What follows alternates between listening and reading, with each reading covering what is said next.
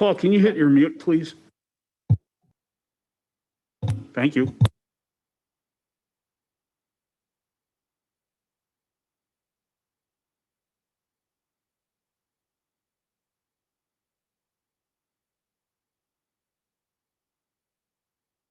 Call the committee to halt for May 3rd to order. Madam Clerk, please call the roll.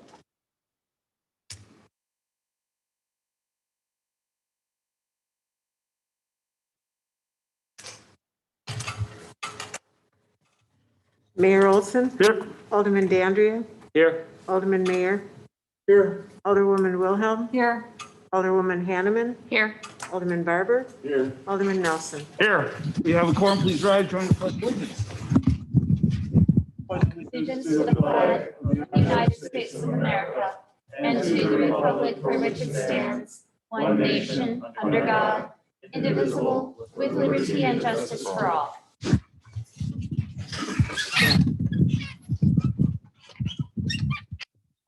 For those of you watching on YouTube, we do not take citizen comment at committee of the whole. So with that, move on to item B, a report from Volition Franklin, our drug-free for the drug-free community grant progress and future presentation from Ellen Henry. It's all yours. All right, thank you for allowing me to be here today. I'm here today to give a general overview on our coalition as well as our primary funding source, the Drug Free Communities Grant. I know many of you may not have been around the 10 years our coalition has been in existence, so I'll use tonight to give a little bit of an overview. If you look in your packet, generally what we like to let everyone know is that local problems require local solutions. So what necessarily works in the city of Milwaukee isn't going to work in the city of Oak Creek versus the city of Franklin. So the strength of our coalition is that we truly look down at the local data to figure out what preventative measures will work the best for our local youth. A little bit of history on, sorry, I'll pause for a second there.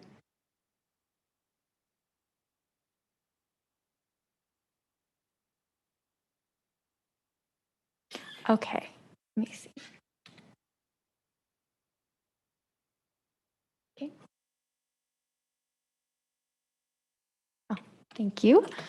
So history of our coalition, originally it was known as the Franklin Area Parents and Students United, or FAPSU. It was really a grassroots effort, and they originated in the spring of 2010. So our coalition is officially entering middle school, if you look at it that way. Its strengths rely in its community partnerships focused on preventing and reducing alcohol, tobacco, and other drug use within the Franklin community. One of our strengths, again, is that we really focus more so on healthy lifestyle choices and education, communication, and family empowerment. So helping our youth make the right decisions and making that decision that they do make the easiest decision for them to make. We officially went through a bit of a rebranding and are known as Volition Franklin as of October of 2017. Oh. Thank you. Oh gosh. Oh, I'm sorry.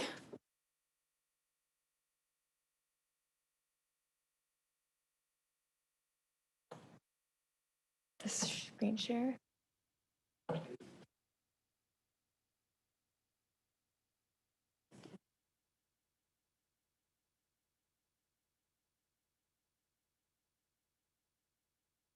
Okay, this should work.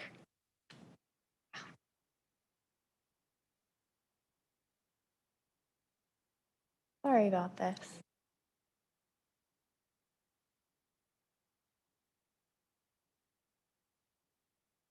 This one? Okay.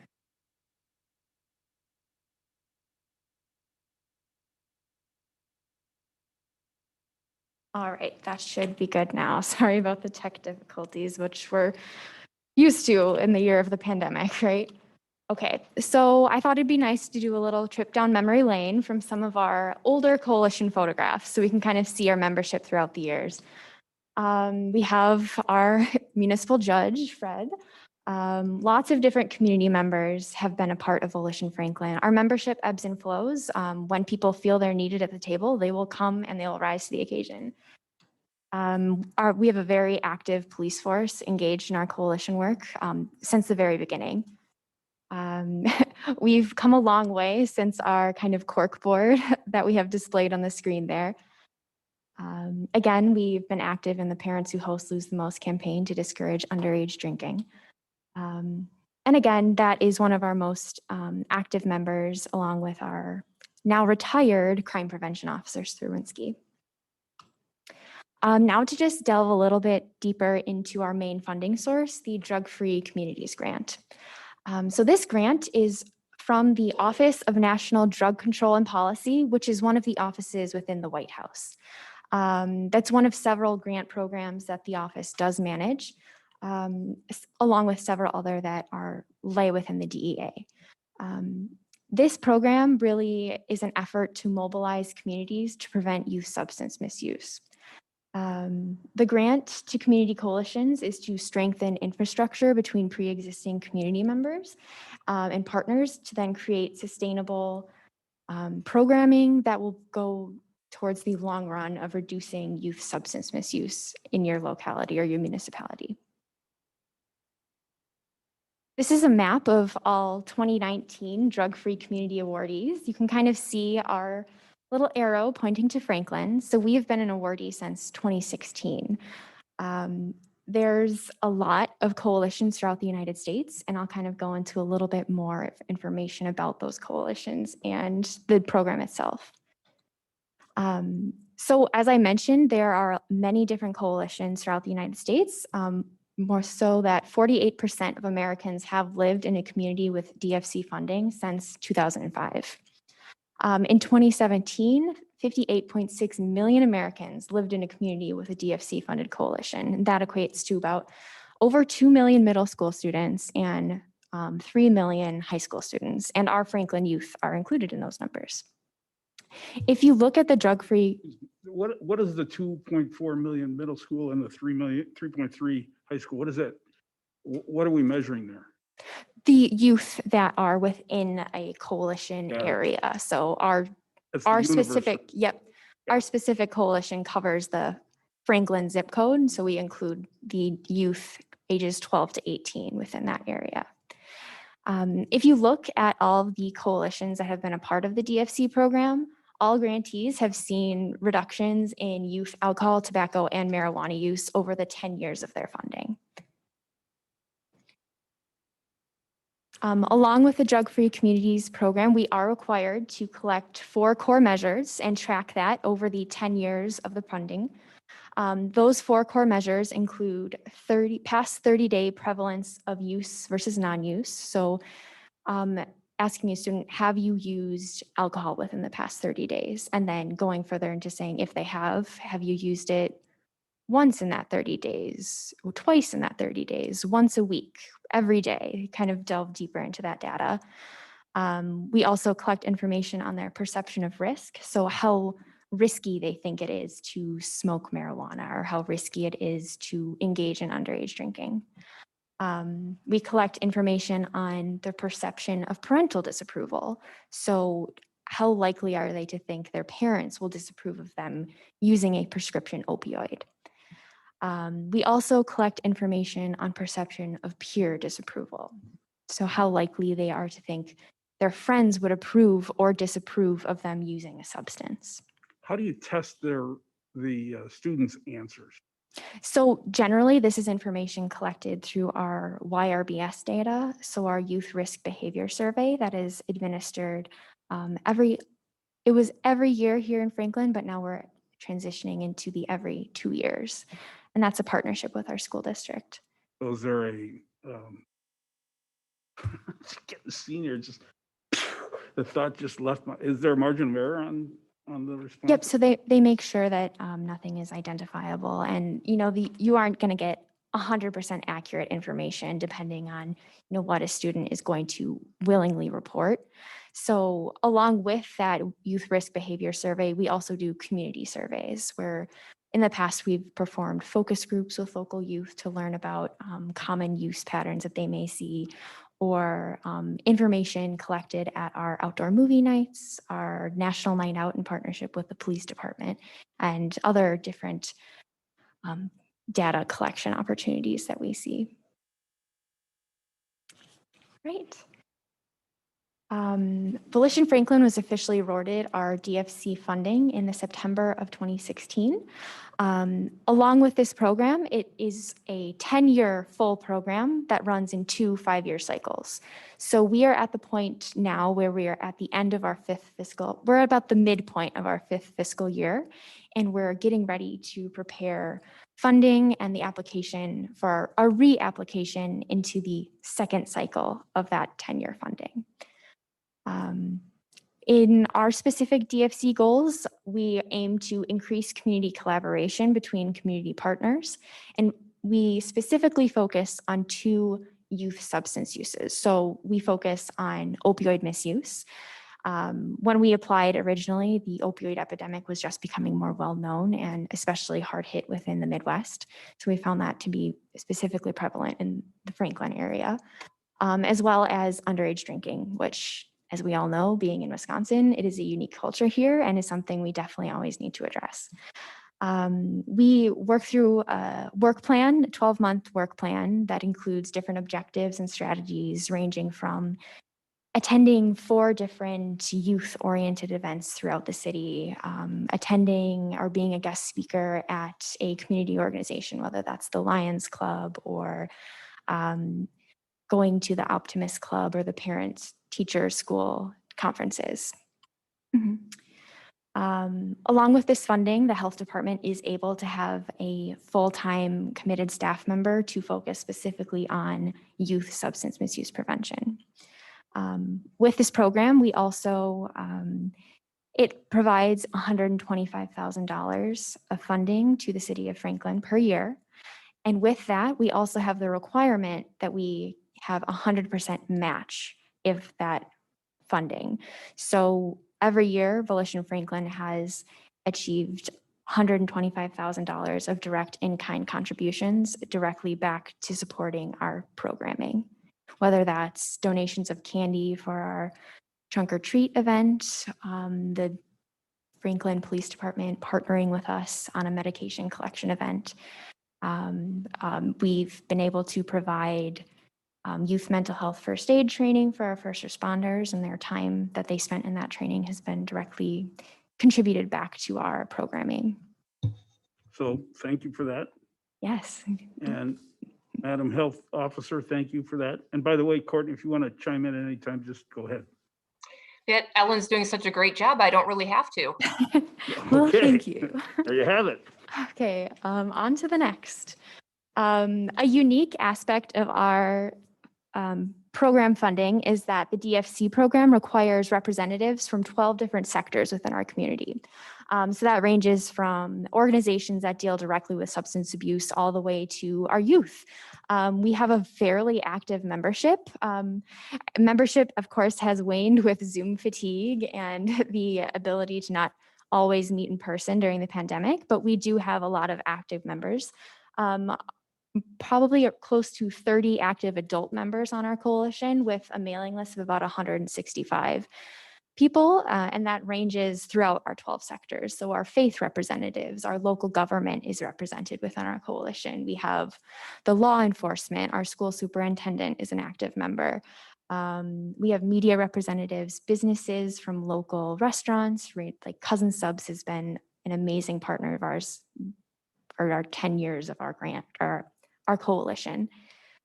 We can get a little bit further into just the representation of our sectors. As you can kind of see, we are very proud of our youth membership. They kind of exceed all expectations, and our youth really drive all of our programming and how we do further outreach for youth that may not be represented in our coalition. All right. We'll go on to the next. We go through 7 different strategies of how we work to prevent youth substance misuse, and I'll kind of just give a general overview of them in the next slide. So we provide information, whether that's at a coalition meeting or making brochures that can be distributed at different community events. We enhance skills, so our youth mental health first aid programming, or paying to have city staff members of the health department go to a conference to learn more about youth prevention. We provide support, so we have different drug-free opportunities for youth to get involved in the community, whether that's our outdoor movie night in the summer or the Franklin 5K. It's a good way for students to give back to their community while also being engaged in a drug-free event. Enhancing access and reducing barriers. So improving community and service delivery to kind of ease the strain on individuals that may be suffering from substance misuse. Changing consequences, so using incentives or disincentives to alter consequences of a specific behavior. So public recognition for deserved behavior, such as certificates for alcohol distributors that pass their compliance checks. We have changing the physical design, so that's adding a sign that may say this. For our indoor vaping ordinance, we were able to print signage for the different businesses in the area, just so they can know that, hey, this is a business, then you cannot use a vape or an electronic cigarette in here. We also, again, modify and change policies. So again, our youth-driven indoor vaping ordinance that passed, I believe, in 2018. I don't remember off the top of my head, but they're instrumental in getting that passed. How are we doing on our compliance checks? I knew that we kind of a little bit backwards. 2 compliance checks ago. How are we doing now? Yes, so we have had 2 alcohol compliance checks. Our police department organized that. I don't remember the numbers quite off my head, but I know that they, I believe they were at about 80% pass rate. I can't be quoted on that though off the top of my head. And I do know that since 2016, we've had about 100% compliance rate for our tobacco retailers in the city of Franklin. We have several different action groups. So we have a parent action group that focuses more on kind of campaigns or initiatives that our parents would be involved with. We have a community assessment action group, which does a lot of data collection, or for instance, going to the civic celebration and doing an alcohol scan to ensure that it's a safe alcohol environment for families and youth. We have a community outreach action group, and they do a lot of information around our Light Unite Red campaign annually, our National Prevention Week, which is coming up next week in May. And we have like our community trunk or treat events. Those are kind of a general overview of some of the events that our different action groups are a part of.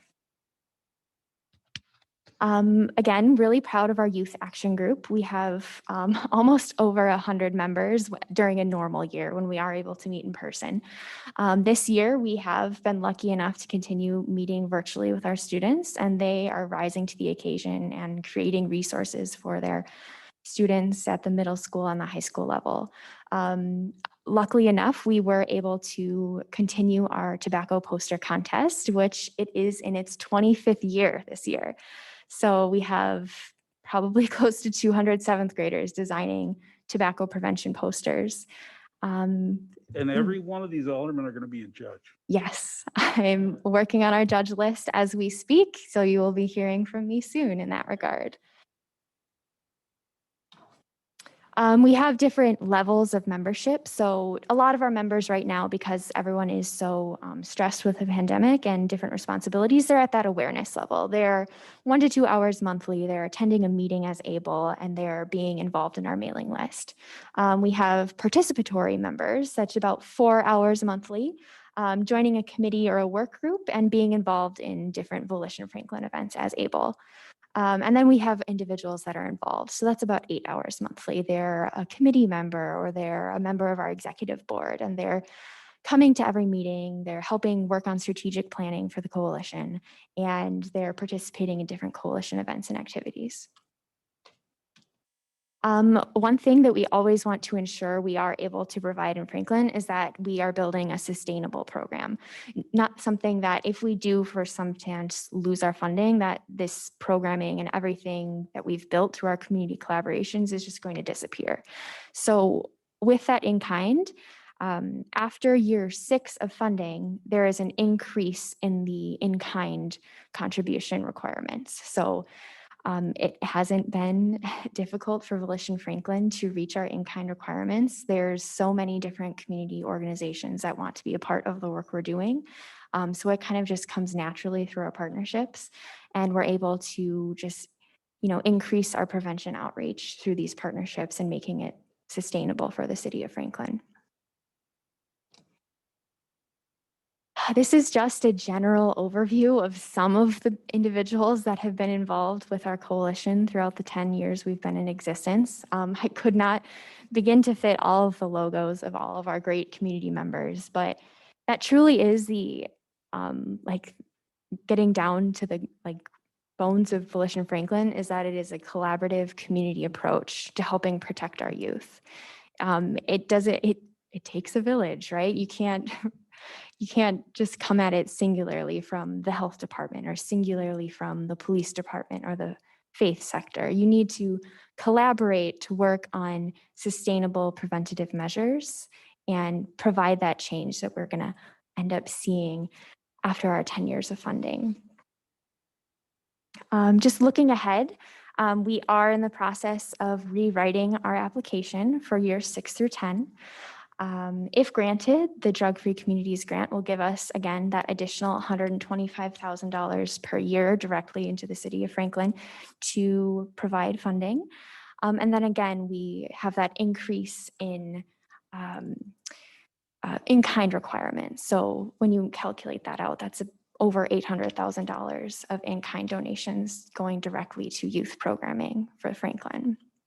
The bottom line is these public health preventative programs help ultimately protect our community and save youth lives, and it saves our city money too in responding to substance misuse or abuse related issues in the city. Let me just see. And then of course, it is a open to the public coalition. Anyone that would like to come is more than welcome. We always meet the second Thursday of each month. Our next meeting is next week, Wednesday. Right now we're still virtual on Zoom, but hopefully we have some more in-person events soon. And I will, any questions, just right off the top of my. First question is, if we join on Zoom, do we have to wear a birthday hat? No, that is from our 11th birthday meeting. Luckily enough, I like to send our coalition members on scavenger hunts through their house to find anything birthday related within a minute. It's fun to see what people can come up with, especially our police department who's in the police department. So it's sometimes a scramble. You never know what's in the evidence room. Mm-hmm. Questions for Ellen? Done a great job since you've been here. Appreciate it very much. Thank you. I appreciate that. Yes. Alderwoman Hanneman.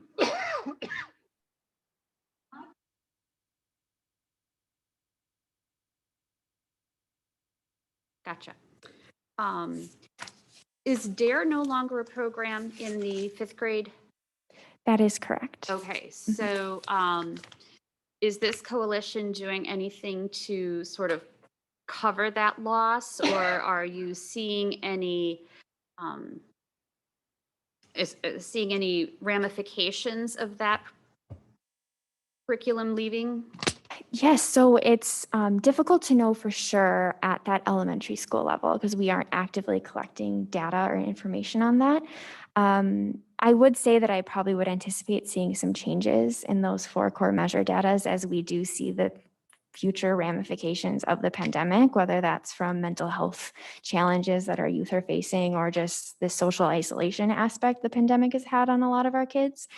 I know, just speaking anecdotally from some of the kids that would come, like 6th grade students on our Volition youth meetings, they're sad that they can't be with their friends or, hug their best friend in the hallway. So originally, pre-pandemic, we were working on planning a elementary school outreach program with different community partners and recognizable faces, whether that's the school nurses, our public health nurses in the department, our fire department, our police department, to go in and educate about medication safety and do kind of like a, is it medication versus candy kind of talk for our younger students at a more age appropriate level than a lot of our specific volition approach is middle school and above. But we have been looking into doing that. It's just finding the time to do it right now is the challenge. Mhm. Thanks. Alderman Barber. I recently was able to attend the webinar that we just put on. Could you say a little bit more about that? Because I think it's great. What I learned from that hour was a lot of detail and kind of awakening as to what really is going on in Franklin. Could you say a little bit more about that kind of outreach? Yes. So currently, Volition Franklin is working on a series of webinars with notable and recognizable community leaders. Our first webinar was with the Franklin Police Department. We had Police Officer Jed Miller, one of the 3 drug recognition experts within the city of Franklin, come and present on youth drug trends and issues that we're seeing in Franklin. Whether that's, an increase in vaping and THC related vaping that we're seeing in our youth, which has been growing, to underage drinking and opioids. It's sometimes disheartening to see just the stats that a lot of people may not realize actually are going on in the city of Franklin. And thinking about, obviously, like making no judgments, but you may think, oh, drunk driving is something that's happening at 3 a.m. I'm at home, my family is safe. That's not always the case. There have been incidences at 10 a.m. and just making our community more aware and learning how we can prevent those issues from even happening with our youth is really a strength that I think we need to focus on. Can I dovetail off of that? Yes. We kind of think we're living in this suburban utopia where nothing bad will happen to us because we're living in this suburban utopia. The reality is that the opioid crisis is hitting us very hard, very hard. Alderman Mayor and I get reports once every quarter, and I get them once a month on the opioid deaths in the county. And it's just spiking. It's just unbelievable. So the work that Ellen and her team are doing is really vital for us. And last week there was a pretty serious accident with a drunk driver just right around the corner at 10 o'clock in the morning. So, Okay, I found this on the web. Serious accident with a drunk driver. Check it out. yes, I will not. That's why you don't use phones. Anyway, Ellen's still yours. But going off that, we do have another presentation with our Assistant Chief of EMS, Shannon Antoine, this Wednesday about specifically the opioid crisis and the different trends we're seeing at the national, state, and local level. And Milwaukee County, the trends seriously are startling. And just thinking about the impacts of fentanyl and synthetic drugs that we're seeing. And you can't trust something that you're just buying on the street, and teaching our youth those skills to make important refusal skills and building up their confidence is really what our program aims to do. So if anyone is interested, I did send the link out to register for our event on Wednesday. And for those of you who may not remember, Deputy Chief Antoine Payman was introduced when she was hired, but she is in charge of our EMS division. She's got lots of skill and expertise in drug-related treatments, and she's a very good presenter. So if you get a chance, you should participate in that and get to know Deputy Chief. Thanks.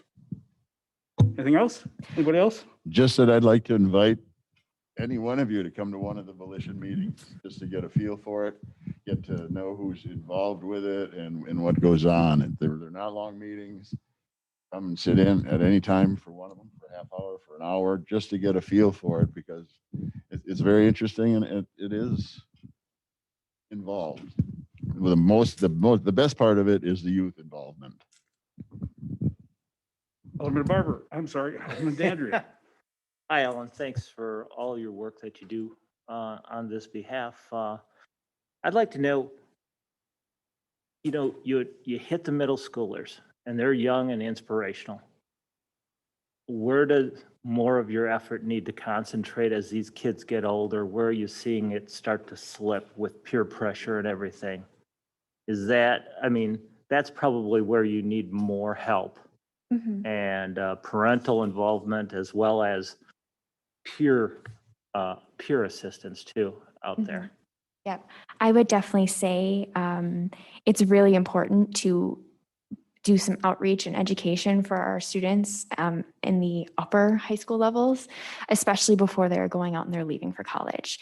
Because we know there's a lot of peer influence that you're going to be facing when you're leaving and going off to school and you're on your own with responsibilities for the first time. So really teaching students at that age how to making the healthy choice the easy choice is, something that needs to be focused on. And we do our outreach at the middle school level to try and just instill that behavior as soon as possible. But we do a lot of increased outreach at our high school level.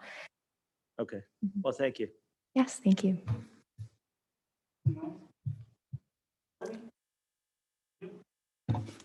No one else in the Alderman. Courtney, anything for you? No, the only other thing I did want to mention is that a part of the grant does fund Ellen's salary with us. So her work with Volition and with the DFC grant is fully funded by that DFC grant. Thank you. Okay. Thank you, Ellen. Yes, thank you. I will Good work. see you guys tomorrow at the Common Council meeting. So thank you for having me here tonight. You're welcome. Appreciate it. Thanks. Okay, the next item is presentation of 2020 annual financial report. Mr. Ratzenberg.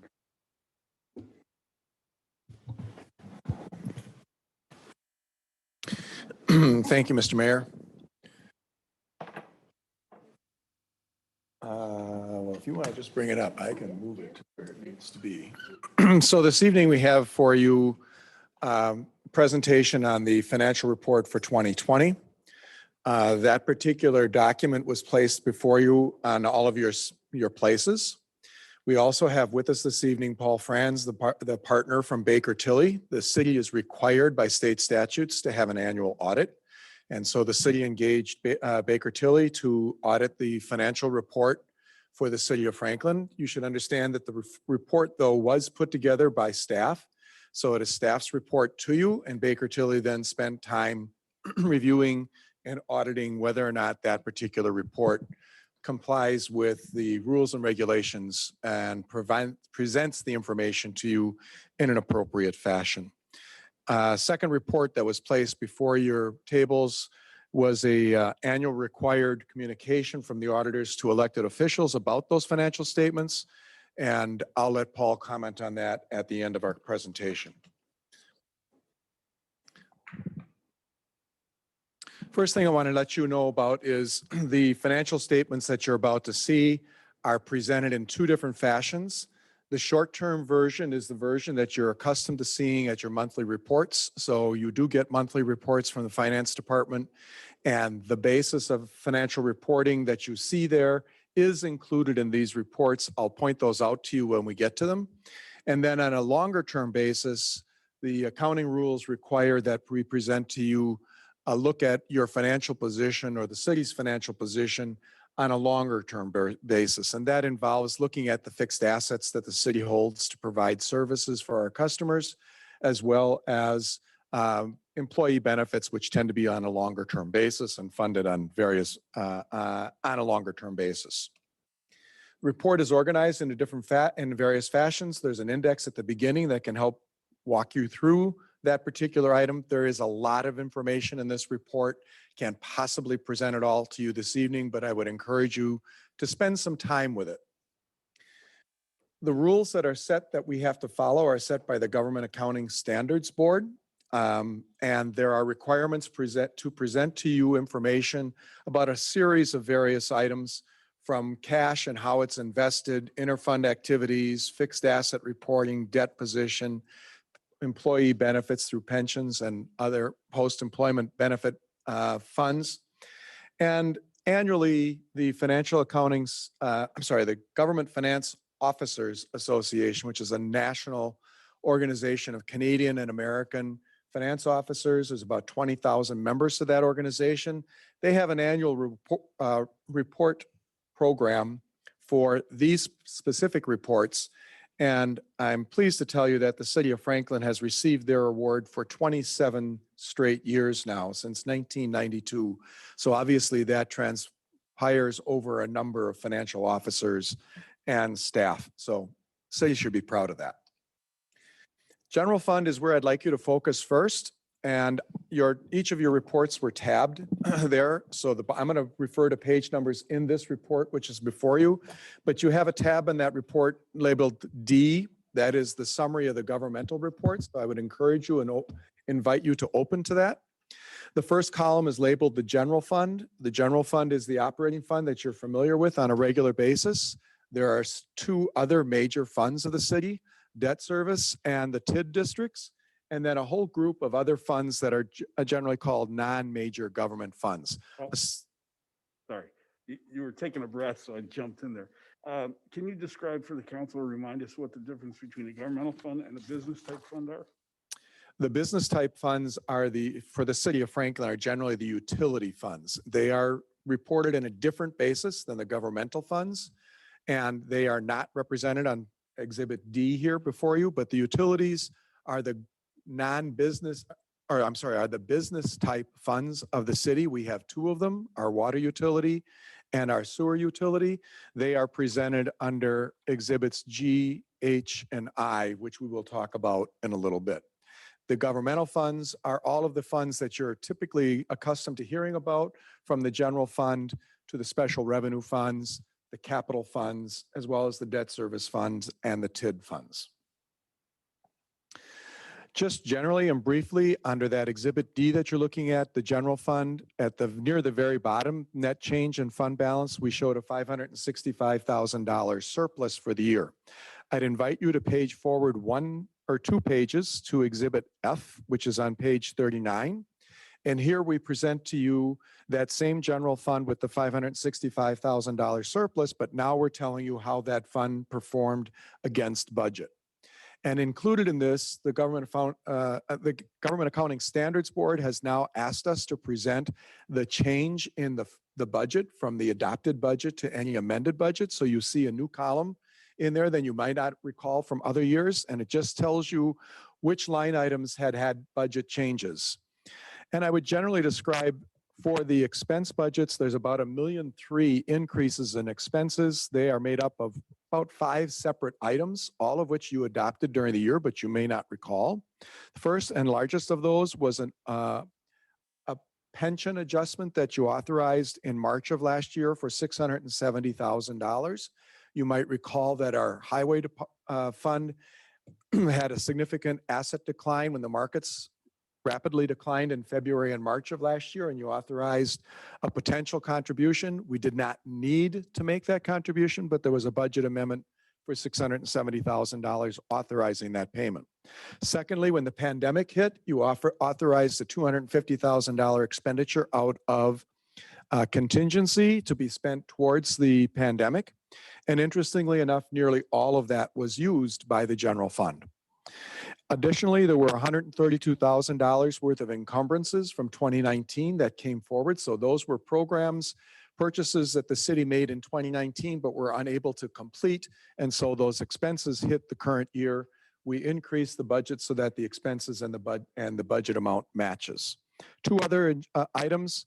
Later in the year, we found that the engineering expenses to inspect new infrastructure needed some additional appropriations. You authorized $240,000 of expenditures for that, but you also received $240,000 of additional revenue. It's hidden because of another change, but that actually was an even item up exchange.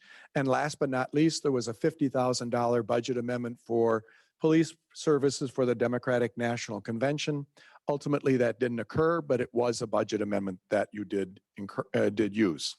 The other item, which is of some significance here, the general fund, you can see up above, had $26,350,000 of expenses. Our fund balance policy says we should have something between 15 and 30% of those expenses in our reserves. 30% of the 26.3 million is 7.9 million. If you page back to Exhibit C, so that goes backwards about 4 pages, you see the fund balance for the general fund. And while the general fund has a $9.2 million fund balance, only 8.6 million of that is actually spendable because other portions have been committed for various reasons. And that still represents an excess of $700,000 on the upper side of your fund balance policy. What that means to you is you could transfer money out of the general fund for some other purpose, and you would still be well reserved in your general fund. Besides the explanation on Exhibit F on page 39, you have 2 other schedules. I just will tell you they're there. We're not going to spend a lot of time on them, but they are Schedules 3 and 4. You have a tab in your book that's labeled, I believe, Capital, and that is Schedule 2. Immediately behind that is Schedule 3. Therefore, you see that's the revenues of the general fund and how they compared to budget. And then Schedule 4 are how the expenses compared to general fund. Exhibit F that we previously looked at is the summary. So unless you have some questions about that, I'm not going to spend any real time on it. So we just talked a little bit about this next slide. We've really gone through that a little bit. All of your activities were within budget for the year. That's one of the most important things that you need to take a look at. On the revenue side, we fell $413,000 short of plan. Most of that was ambulance revenues that did not come in that we expected to come in, although there were some health clinics, school resource officer, fire charges, and public charges for services that didn't happen in the general fund that we planned on. As I mentioned to you, the general fund had a $565,000 surplus. The budgetary comparison is on that Exhibit F.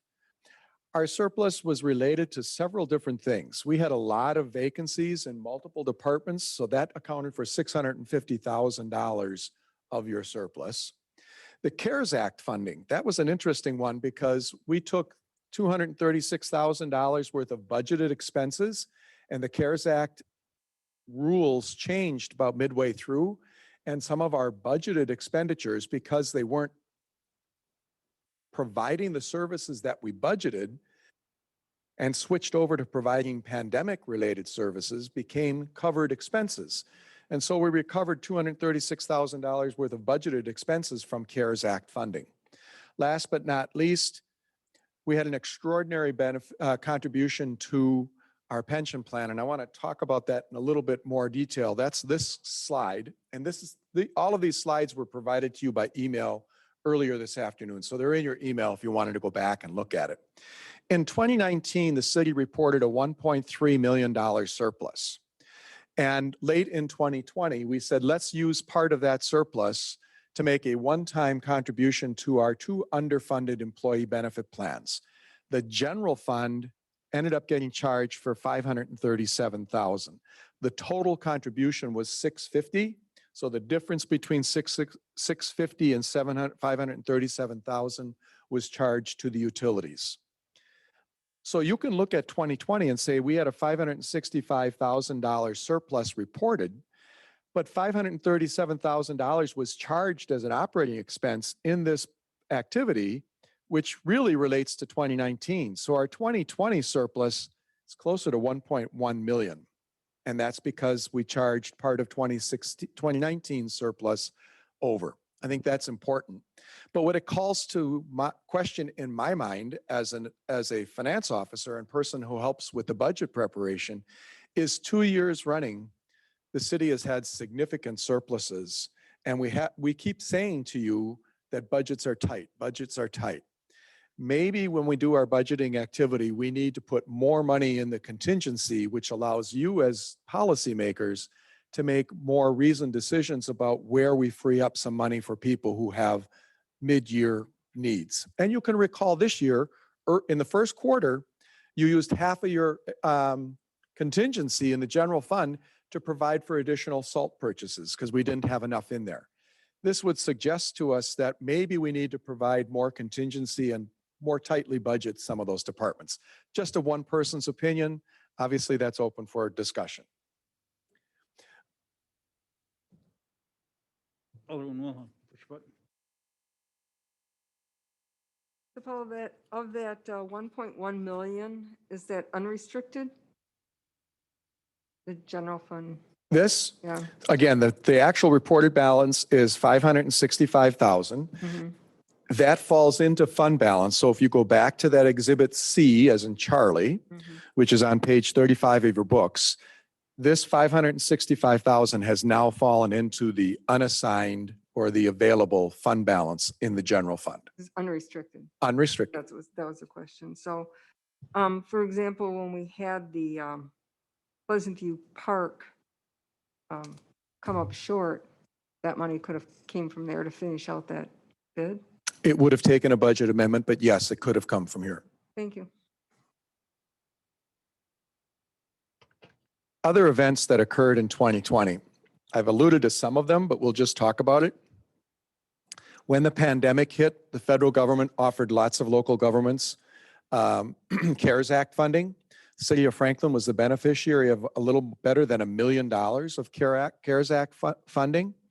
647,000 of that was directly aided to mostly ambulance wages, but there were a large number of other expenses, and I'll show you where you can see where those were. There was also $195,000 worth of additional health grants that were offered to the city. Most of that was used for contact tracing, 182 of that 195,000. And then there was miscellaneous other programs that brought in CARES Act funding. Another major event that occurred, an extraordinary employee contribution to pension, to plans. There were 2 plans that were underfunded going into 2020. So $325,000 was an extraordinary contribution made to the public works pension. Again, I'll remind you, early in 2020, we said there was a call from the fund holder for $1 million. So the fund was significantly underfunded. The markets came roaring back, but we are still somewhat underfunded, and we made that $325,000 contribution. We should never see, well, never say never, but it'd be highly unusual for us to see another call on that pension plan because of how it's now funded. The other one contribution, another $325,000 extraordinary contribution. By that, I mean it's over and above the required annual contribution, was made to the Opeb Trust. So the pension plan is now 100% funded. There's a page in your report that speaks to that. And the Opeb plan at the end of 2020 was 90% funded. So both of these plans now are very well funded. What that means to us going forward is required annual contributions to both plans will decrease from where it's been in other years. And that reduction would then allow us to spend things that we've been spending for contribution to the pension plans and the Opeb plan on other things. That's good for the taxpayers. It reduces future contributions and frees up money for other kinds of costs. And that makes us kind of unique in governmental entities that our pensions and our OPEBs are funded. Certainly within the state of Wisconsin, city of Franklin is very unique in that our OPEB plan is funded. There are some school districts that are funded, but almost no cities are funded. And this is a real benefit to you. Thank you. Do you know off the top of your head what's the amount that it would take to get us to the full funding of the OPEB? That's reported to you in the other supplementary information. This report will answer almost any question unless you get down to the $8,000 items, and there will be those who understand what I mean by that. But if you would page forward to page 102 of your report, and again, that's the bound version. Here we report the OPEB plan, and this is reported on a current basis. At the end of 2020, The Opeb plan had an unfunded liability of nearly $900,000. For those of you who are also members of the Finance Committee, you will recall that at our last Finance Committee meeting, we reported that the Opeb Trust had substantial gains in the first quarter of the year, and that fund is, as of the end of March, fully funded now because of gains in the markets. That will change and does change over time. But generally speaking, when accountants and reporters see employee benefit plans plus 90% funded, they say they're reasonably fully funded and you can meet your obligations into the foreseeable future. Market conditions do change over time. So it's always a caveat. Thank you. Alderman Barber, did you have a question? I'm glad we can answer those. Two other major events that have happened are two other major funds. So again, I'm going to kind of use Exhibit D on page 37 to kind of talk about those. The second one that's listed on that is your debt service fund. This is boring because we budget to make our debt service, we tax to make our debt service, and we make our debt service. That's what's reported to you on this. So there's really not much to talk about. The most significant item I can refer to you on page D under the other financing sources, you see a $600,000 transfer out of that fund. So we did make the transfer when the Marquette Avenue project was authorized in November and the contract was awarded. And so the debt service fund declined by $600,000 to provide the resources to one of the capital funds to fund that project. The other major fund that's out there, again, listed on Exhibit D, so this is the third column from the left, is the Tif Districts. And here we report all the Tif Districts together. Significant information for 2020. Tif Districts had a spend down of nearly $19 million. That's because we borrowed a lot of money in 2018 and the projects couldn't be completed, but they were completed substantially in 2020. And so we spent down nearly $19 million, all of which was various funds on hand. I report out to hear what's going on in the individual funds. And to that end, I would encourage you or invite you to page forward to the tab on your books that's labeled TIDS, T-I-D.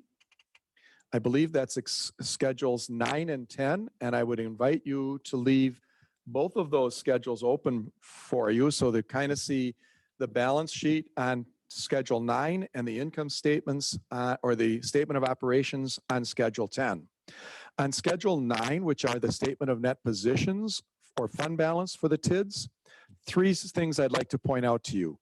TIDS 4, 7, and 10 have advances from other funds.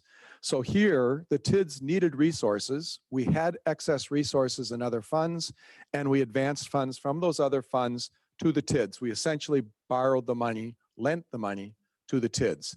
The TIDS are paying interest on those advances at the same rate the city would have gone to the outside world and borrowed money. So the TIDS are in no different position than what they were before if they would have gone to the outside. Alderman Wilhelm, did you have a question?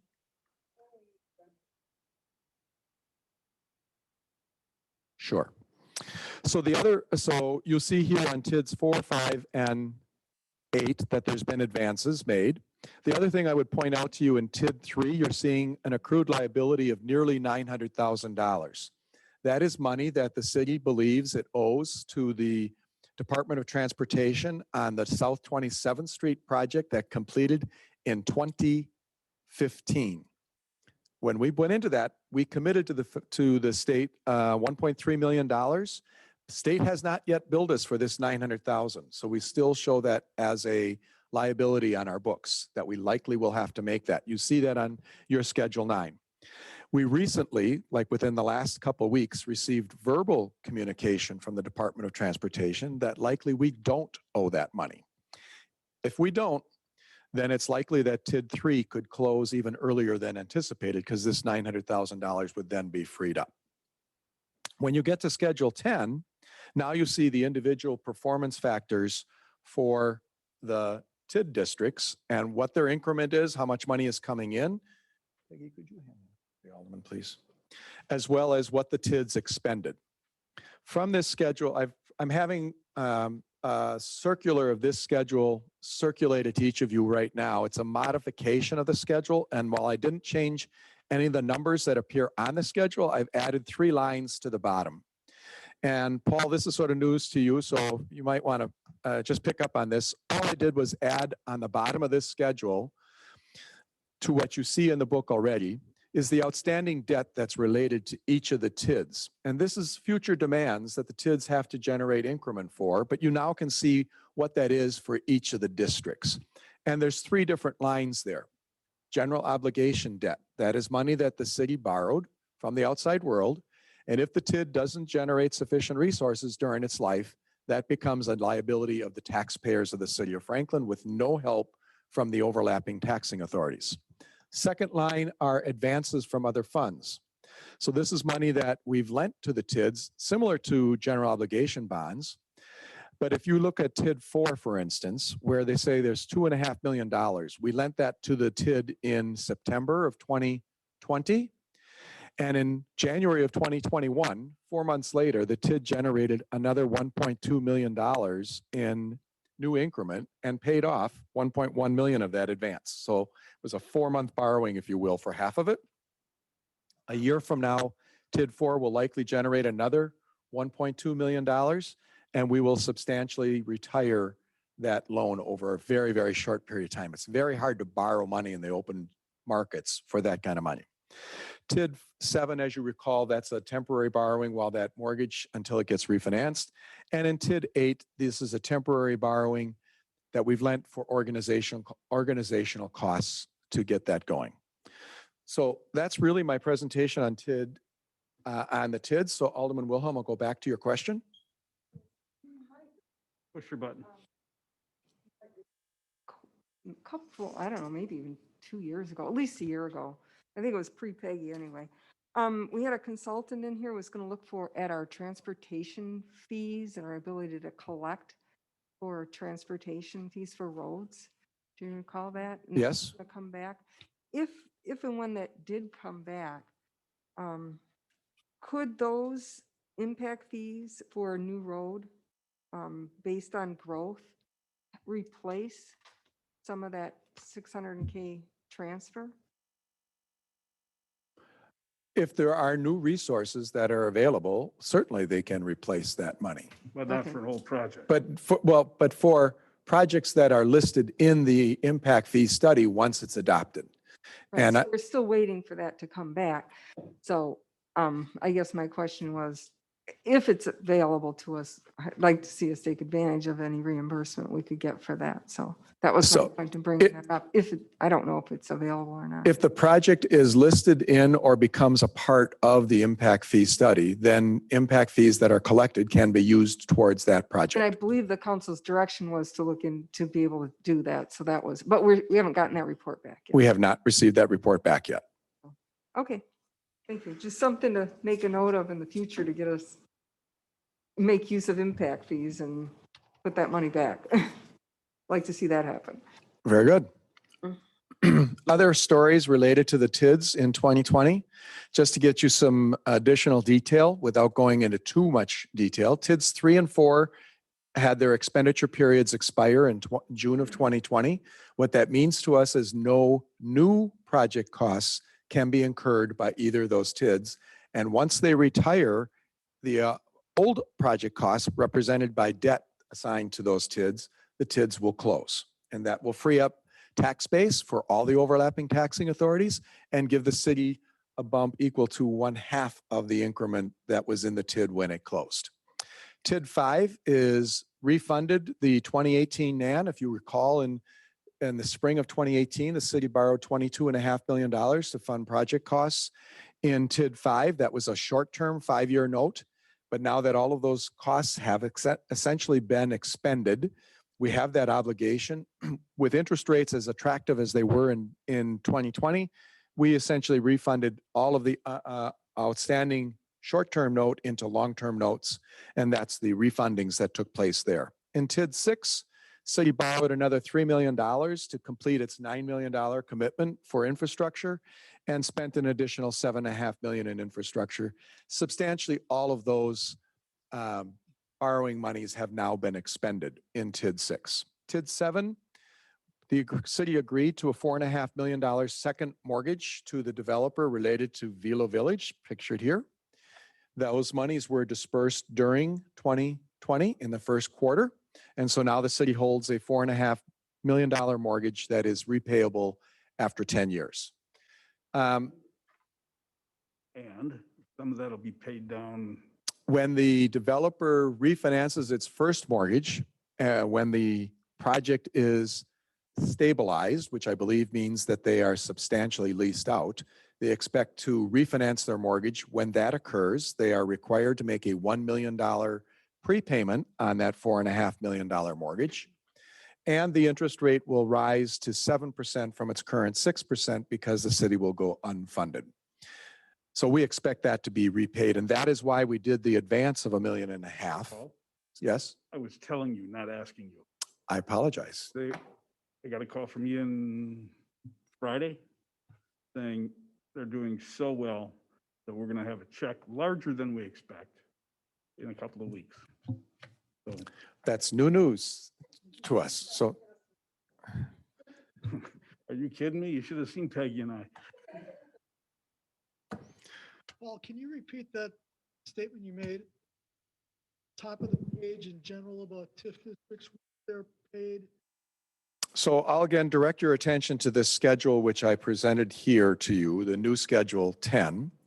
If we look at TIDS 3 and TIDS 4, TID 3 has $2.3 million of general obligation debt outstanding at the end of 2020 and $1,005,000 of municipal revenue obligations that were due at the end of 2020. In 2021, the TID received an additional $1.9 million of new resources. That $1.9 million was then used to pay off the $1 million MRO because there was fund balance on hand of nearly $300,000. And the city made another $1 million payment on its general obligation debt. So as we sit here today, the municipal revenue obligation is now paid off and retired. And the general obligation debt has been reduced by, I believe, we'll call it $1 million, $985. So there's about $1.3 million left in TID 3 to be paid off. Essentially, a year from now, the TID will be able to pay that off and then close. When the TID closes, I would direct your attention to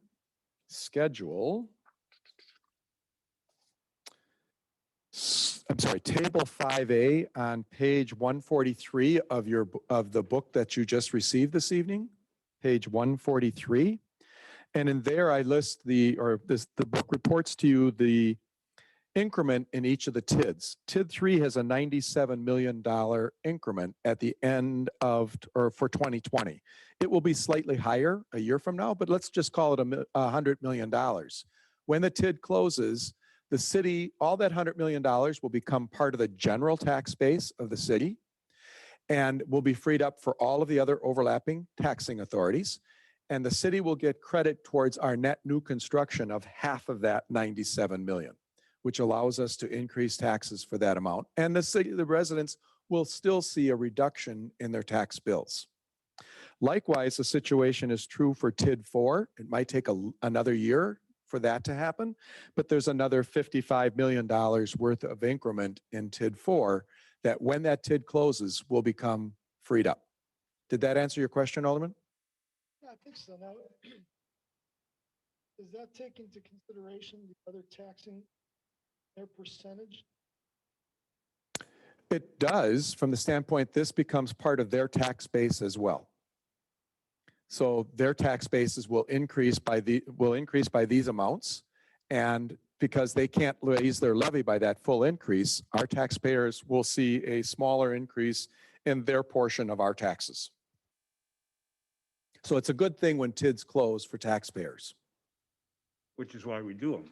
Which is why we try to close them as quickly as we can. Okay? Okay, thank you. Appreciate the questions because it tells me that we're communicating the information, which is what we're trying to do. Other TID activity, just briefly, we talked about $3 million new debt in TID 6, $9.5 million of new debt in TID 5, and that's just a refunding, so it's not additional debt. one debt replaced the other. We talk about the project costs. I'm not going to spend any real time on that because we did talk about that already. Special revenue funds. Now your tab 2 that is tabbed on your books. I would invite you to open to that tab. Tab 2 is made up of 2 pages. There's a page 1, which is the special revenue funds. That appears on page 110. That's relatively boring because everybody did what they expected to do, and all of the funds have a positive fund balance. If you had questions, I'd entertain them, but there's really not a lot of activity going on Schedule 2, page 1, page 110 of your book. The other page, again, which is tabbed for you, is Schedule 2. These are the capital funds. This is where a lot of activity occurs in the city. You have 4 active capital funds: capital outlay, equipment replacement, capital improvement, street improvement, and then 2 funds that are used to accumulate resources: the utility improvement fund. So when water and sewer lines are put in place and we special assess them, the money that we collect on the special assessments is accumulated in the utility improvement fund, so that when new utility projects need to occur, the fund balance, which is $2.4 million that you see on that schedule, is available then to finance the next project that you have. You then special assess the taxpayers, you collect that, and you essentially have a revolving loan fund equal to the utility improvement fund. The other fund that you have there is your development fund. Alderman Wilhelm's question earlier about impact fees. This is the fund where the impact fees are collected and accumulated. At the end of 2020, you'll see there's nearly $8.9 million of impact fees on hand. We talk regularly in the monthly financial statements about how much is there. Substantially, the impact fees are in park impact fees and water impact fees, both of which are approaching their maximum holding period. But that's a conversation for another day. So I talk a little bit on this slide. Again, you have that available to you. I'll let you read through that as you need. But here's the first time I asked the police chief for a picture of the shooting range in the police department. I had never seen I still haven't seen it in person, shooting range, but here's a picture for you. It's a big open room with a bunch of police decals on it. But this is what we spent $1.4 million in the last year and a half to remodel or refurbish for the police. No, it's not really fair to do to the chief, and drive carefully once you leave here. That facility is much more than just an empty box. And you'll see in a video that was just produced, the use of that facility for simulated traffic stops with live fire ammunition with a squad car in there. So this is actually, my view, it's reducing our liabilities by having our officers trained in live fire exercises. If any of my comments minimized what the police department does, they were not intended to be that. That was a good call. That was a good cover. I don't know if it'll work though. But yeah, and I will just, because we're on this, I'm trying to have the chief find a bit of extra money so that he can put together a system that gives live fire, simulated fire simulations, shoot, don't shoot scenarios in-house. Whereas right now, the Citizens Academy that's coming up will do a simulated ammunition, simulated ammunition simulation at the Sheriff's Training Academy this year. I'm not going to try and say that because there's too many S's in the same sentence. Many S's for me, but they finished the commercial. If anyone has not done the police academy, they should do that specifically for this particular exercise. I went through one at the FBI Academy, and when you hear news of a police involved shooting, it gives you a whole different perspective. So anyway, and Alderman Barber can comment on that.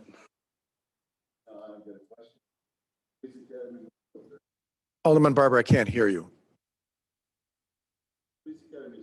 On Tuesdays, which conflicts with council, obviously. Is that going to be moving to, I thought I heard Thursday. Chief has informed me that to Thursdays. That was one of the concerns about because of the conflict. So working with That's a lot of fun too. Okay, Paul, Thank you. sorry that we digress. So I think one of the most important points that's on this slide for you to keep in track is this second bullet point. Landfill siting fee revenues in 2020 really put me through the ringers, because early in the year, you'll recall, I said, I raised a lot of hands saying we were going to be running short, we're going to be running short. And with the pandemic, we did see a real decline in revenues. And then as the year progressed, they all recovered, and we ended up putting nearly $700,000 more than what was budgeted into the capital improvement fund. So those become excess resources in that fund. And the fund balance in the capital improvement fund, which you see on page 111 at $2,022,000, was encumbered by about 1.3 in unfinished projects. So the available fund balance in the capital improvement fund ended up with just short of $900,000, most of which was the excess revenues of landfill siting for the year in there. So that's something that will help us out in future budgets. Business type funds, these are the utilities that the mayor asked us about earlier. Sanitary sewer fund and the water fund are both provided for you on exhibits G, which has 2 pages. That's the net position or the balance sheet of those funds. Schedule H, the statement of operations, revenues and expenditures, and Schedule I, which is a statement of cash flows in those funds.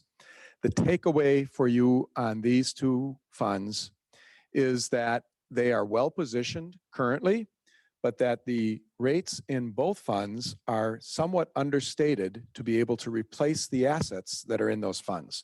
And to that extent, I would direct you to Exhibit G, which is a couple pages behind the Exhibit D that's tabbed for you. So we're talking about pages 40 and 41. On page 40, you see the infrastructure in the water fund and the sewer fund. $51 million in the water fund, $67 million in the sewer fund. Both of those funds have substantially had most of those assets, 80% plus, donated by developers as they put subdivisions in. What's important for us to, and for you to understand, is eventually those pipes in the ground are going to have to be replaced. And the utilities are not collecting sufficient resources to be able to do that. Now, they are far, far out in the distant future. Water mains, 60 years. Sewer mains, 80 to 100 years. Eventually, though, they will have to be replaced. And currently, we are not accumulating any resources to be able to do that. And that would mean lots and lots of debt on the part of the city to be able to do it. And again, with the city's growth spurt in the 90s and early 2000s, a lot of mains were put in, which means when you get out 50 and 60 and 70 and 80 years after that, you're going to have a period where you're going to have to replace a lot of mains. And they're much more expensive 70 years from now than what they were when they first went in. I'm going to be long gone. Many of you will likely be long gone, but it's prudent for us to make good decisions about these funds, about how to finance that going forward. This is just like funding your OPEB and retirement. Exactly. You need to start looking at it. Alderman Wilhelm, push your button. And so Paul, what you're saying is the impact fees we're getting on new development for water and sewer is not going to be sufficient in the future because it's based on today's rate versus when they need to be replaced? Actually, the impact fees that we are collecting for water and sewer are to put in new infrastructure, which will have to be replaced in the future. So we're talking about infrastructure that was put in place in the 90s, in the 80s, in the 2000s, in the most recent decade, that when it needs replacing, we are not accumulating the resources necessary to do that. Yeah, and I think that's something, this is all state law, right? So it's not really anything we can do about impact fees. I know there's been discussions about lowering impact fees and that. But one thing is there any way we can ever get impact fees used towards maintenance? I mean, if we could get that alone for our parks, it would make a big difference.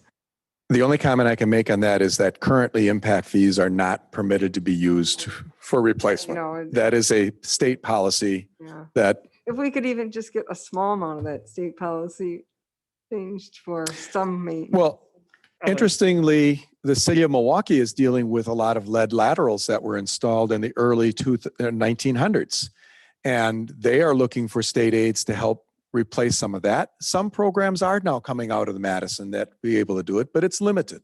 So we just have and we are unique a little bit in that we are a growing community, and a quarter of our community still needs to be built out. So we're going to install a lot more infrastructure, primarily financed by developers over the next 30 years, that will again also have to be replaced. As evidenced by the developers bill 2 years ago, the real estate and the builders lobbies are much stronger than the municipal lobbies. And we saw a significant change in how we are able to handle development based on legislation put into effect in 27. There's 27 legislation put into effect in 2018 that cut a lot of our authority and cut some of the, as I recall, cut some of the impact fee things too. So it ain't happening. Oh, I guess my comment was not so much trying to raise it, because I know that's always been something we've had to deal with, but my comment was more of, could they nudge a little towards maintenance, which in the long run for the development helps the original development, so. And Alderman, you might recall that in February, when you looked at the 2021 sewer rates, you recognized the fact that there's a $3 million project upcoming, and we didn't have the resources. So sewer rates went up an unusual amount this past year to help pay for the debt service on that replacement. And that will be a 20-year program that those rates went up. Moving along, so we just talked about utility rates, artificially low, significant infrastructure. We just talked about all the items in this particular one. The one item I would point out to you is the water utility does not, I repeat, does not anticipate requesting a rate increase in 2021. However, the water utility is planning on constructing a 1 million gallon water tower sometime in 21 and 22. When that water tower goes into service, the water utility will likely ask for a increase in water rates, and that is a $6 million project. So it will have an impact on water rates in the not too distant future. Last fund that's listed in this on your schedules G, H, and I is the Internal Service Fund. This is the fund that tracks active employees' health benefits. We also added a high deductible option in 2019. There's $3.2 million in reserves in that fund right now. It generated a $755,000 surplus. My experience in the 10 years I've been with the city is that this fund can be very positive one year and very unpositive another year. We have now built up $3.2 million reserves. That's where we were a couple of years ago, but we had a couple bad years where it declined to well under 2 million. Now we've moved it back up again to 3.2. Government-wide statements, those are in your exhibits A and B. Thing that you should take away now, they pull all the debt, all the employee benefits, all the fixed assets are all pulled onto that exhibit A, which is your statement of net positions. And there's two schedules there, the government as well as the utilities, and then a combination of the two. The city currently shows about a $900,000 deficit in its combined unrestricted balance, and that's because we've granted out a bunch of money out of our TIDs. As the TIDs generate increment in the next couple of years, that deficit will get replaced with a surplus over time. So it's a temporary situation, I guess, is what I'm trying to tell you.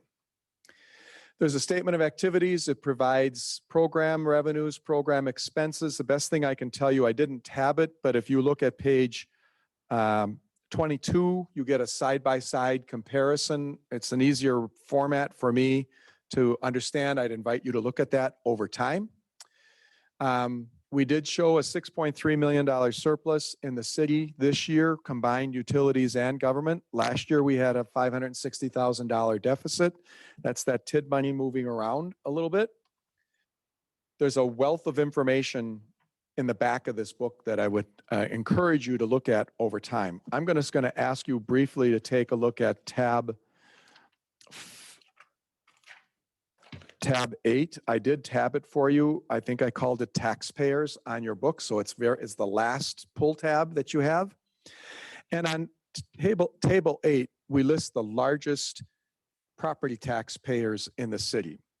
Northwestern Mutual, Ascension Hospital, those have been in top 1 and 2 positions for the last 10 years. But you'll see Aurora Healthcare showed up on the list. TI Investors, those are 2 new people that weren't here 10 years ago. TI Investors, you might think of it as Statesman's Estates. They are now the 4th largest taxpayer in the city. Aurora Healthcare showed up. They have multiple facilities in the city, but they are the 3rd largest taxpayer in the city. And you might recall that in the last 2 years, the city has approved the Velo Village. We've been talking about that in TID 7. That's expected to be a $45 million plus taxpayer. That would be number 2 on the hit parade. And the city, last fall approved the Strauss meat plant. That is expected to be a $36 million project. So it would fall in 4th position on this list. That will help this is your tax base growing over time. On the next very tab, I'd point out to you table 9 and the graph that's there. That one, when I saw it graphed, the numbers are on the page and they have been for a couple of years. I never really noticed it, but now when I pictured it for myself, it made more sense. And there are a number of graphs that we've added to this book to help illustrate things. But you see that purple line, which was moving up to around $1.5 million and now has plummeted. What we've done is we've exchanged state aids into some of the capital funds and pushed the tax levy that was in the capital funds back to the general fund while the state aids moved to the capital funds. And that's why you see that significant decline. But it only counts for about half of it. The other half is additional use of landfill siting fees in the capital funds to fund those. And that will be potentially a long-term problem when that landfill becomes fully utilized and we no longer receive any of those receipts. Last but not least, you've hired Baker Tilly to review this report. They are the inspector. They come in and take a look at what I've got. At your table was a book. Looks like this. This is a required communication from the auditors to you about your statements and what's going on. Paul Franz is on the line. He's been very patient. Hopefully I'm giving him a couple of seconds to say he's up next. So Peggy, if you can help me put Paul on the screen. Do I hit escape? Paul, we're going to get you front and center here for a second. So just give us a second. There you are. I introduced to you Paul Franz. He is the partner with Baker Tilly. He's been on the audit for a number of years as partner for 2 years. And he's here to have some communications with you about these financial reports. Paul. Thank you, Paul. And thank you for letting me join this evening. And so first off, I'll apologize. My family just got home a little bit, so the puppy's excited upstairs, of course. But within the financial statement document on pages 13 through 15, you will find our audit opinion, which is the one part of that document that is our audit responsibility to provide to you. And we've issued an unmodified opinion, also known as a clean bill of health. This is the highest level of assurance that we can give you as your external auditor, and ultimately the outcome that you're looking to hear. What that tells you is that all that financial information that Paul walked you through tonight and the supporting disclosures within that document have been prepared in accordance with generally accepted accounting principles, and that all accounting principles have been applied consistently year over year. And lastly, that all necessary disclosures have been made within that document and are appropriately reflected. And so again, this is the outcome that you're looking to hear when you hire an external auditor. You slide to the next page, please. Let's scroll down. Thank you. Paul held up a second letter. This one is labeled Reporting and Insights from your 2020 audit. It's got a pretty cover on it. Some of our marketing folks got a hold of that document. And what that document does is allows us to communicate some required items under our professional standard.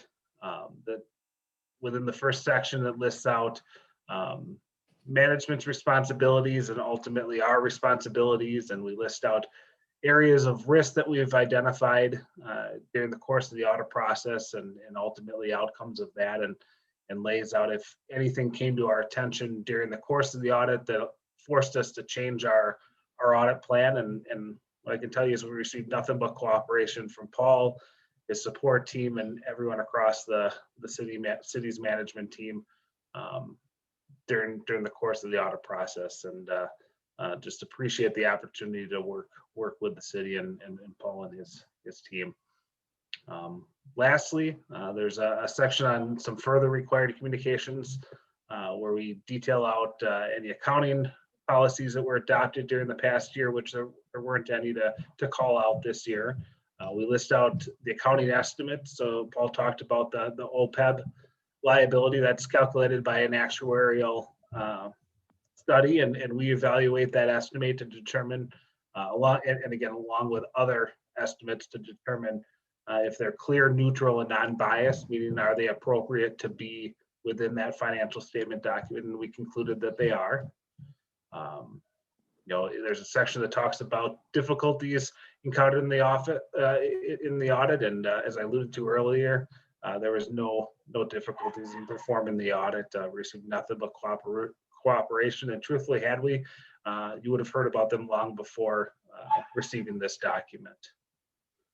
Lastly, we list out all the non-attest services that we provided for the city, ultimately to determine if we're independent. I'm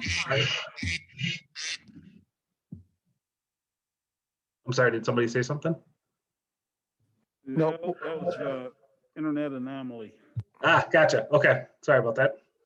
We list out all the non-attest services that we provided during the course of the audit to ultimately determine if we were independent, and our independence is important because it allows us to provide you the opinion that we have. And so I will happily take any questions that you may have directed towards the audit process. But again, just privileged to work with everyone at the city. Questions for the auditor? Push your button. No, not any questions on the audit in general, but I am interested in knowing if any of the links that you provided in the compliance of the federal awards and such might have any helpful information for our council or our businesses that receive those funds, so we could share that. None of these links are accessible that are Sure, highlighted. certainly. I certainly do have those links and can provide them to Paul and Peggy to distribute. Okay, I'm mostly just concerned with the compliance with the federal awards, because I know there are some small businesses that we were asked to write letters to help support them. And if we can help them out too, as well as understanding, that would be great. Thank you. Absolutely, no problem. Anybody else? Okay, tomorrow night I'll ask for a motion to accept, receive, and place on file. Tomorrow. Thank you. Thank you, Paul. Thank you. Thanks, everyone. Thank you, the other Paul, thank you. Okay. Anybody want to take a break for a minute? Okay, with that, we'll move on to the next item, which is, we call it continued discussion, establishing use of the following common council references, and that will be Ms. Steno.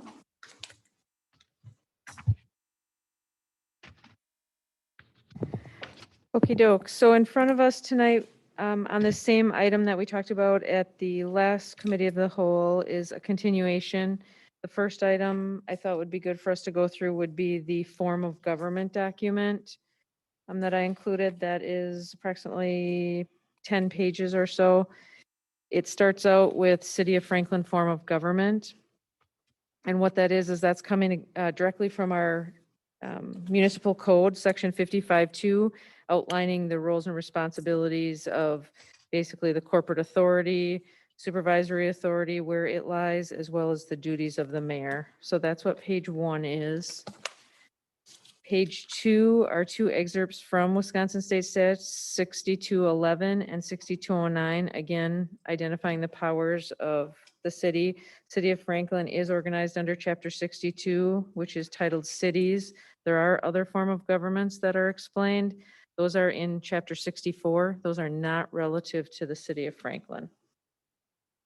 And then on the next page, it's labeled as page 18 down in the bottom. This is a somewhat recent article, 2019, from the League of Wisconsin Municipality Attorneys. And what this is it's their explanation, detailed explanation of describing the roles of each of our elected officials. The mayor, basically, the comments they make at the bottom of page 18 on the first column and then the top of the second column, those match with what you had just seen on the prior two pages. It's on the second page that I just wanted to point out a couple things under the Alder and Trustee section.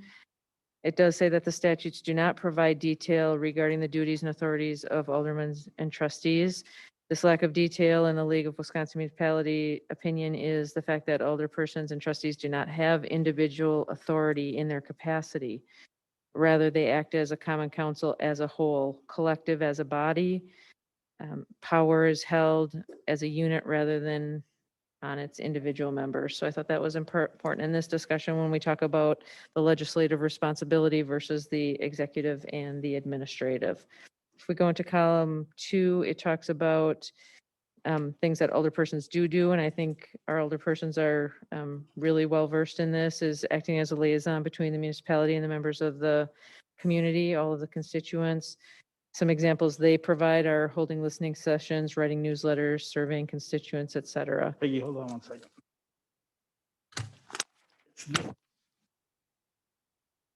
This one. Okay, start. And then it goes on to kind of explain, it's not inappropriate to request information from staff.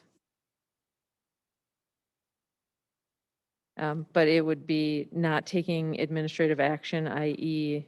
Supervising staff, as that would stray into executive authority territory.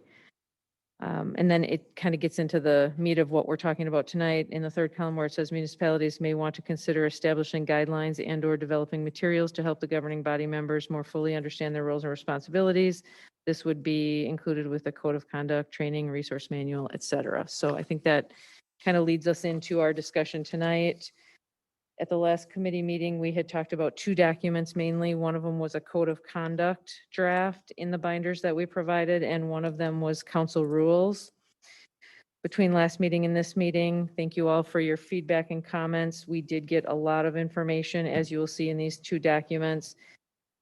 First of all, I'll apologize in advance if I missed anybody's comments. I did go through a few times and hopefully I got them all and I characterized them correctly, but please speak up as we're going through these if there are any that are not characterized correctly. And then also on the sheets, I did list from staff's perspective a proposed resolution to some of the items, hopefully to make our conversation move along a little faster, but certainly the council's discretion.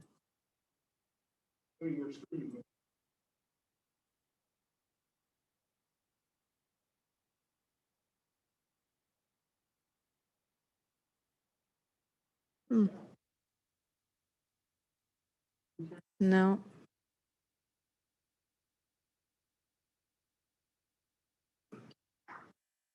It could be a lag in our internet service, but it says I'm still recording. Let me just see what I'm getting. Is it still live on YouTube? So it's streaming the audio.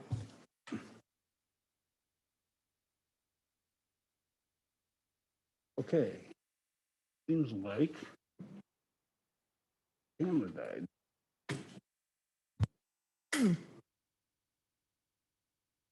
And we're back on the video as well. So the 2 documents that I have, the first one is the code of conduct. That was the first document we had talked about. I guess maybe I'll just pause here, and if we wanted to talk about anything with the form of government document, if you have any questions on that.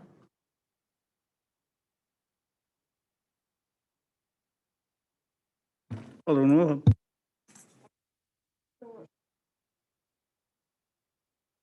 Talking about strictly is the mayor council form of government, right? That's the beginning of this, because there's no council action sheet. So is that where this whole thing starts, this agenda item?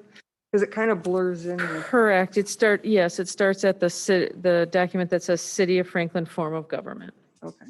So I don't know what happened to the council page there, but it made it kind of hard for me to figure out where to start for this particular agenda item. So are we, well, now that I know where we're starting, then I can, see if I have any other comments. I did read through it all, but I didn't know it was part of this or part of the audit issue because there was no end stop.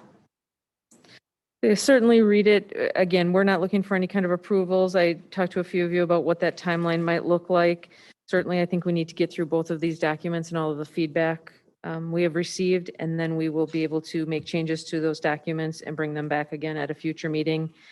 With the Memorial holiday, we really can't do it on before the first council meeting of June, but we could do it before the second council meeting of June if that works for the council. So if you have any questions on these form of government documents, this was really just I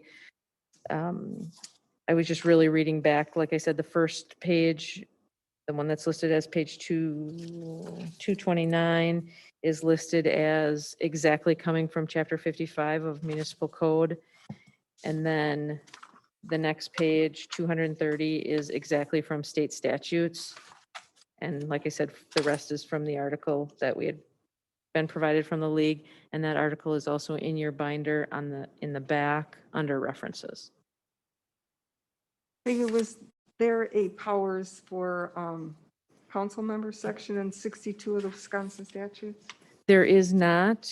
So again, if you go to that page. It just says that they're allowed whatever, that particular language, they're offered whatever legislative body or something like that, right? So, yeah, page 232, the league, again, the League of Wisconsin Municipalities gets a lot of questions on this because I think it is harder to understand where there's certain things that are listed specifically in state statutes and the one for the alderpersons and trustees is not. And I think that's why the league took such care in the details on explaining the control authority of the alderpersons is as a body as a whole. And that's all on page 232 of that article.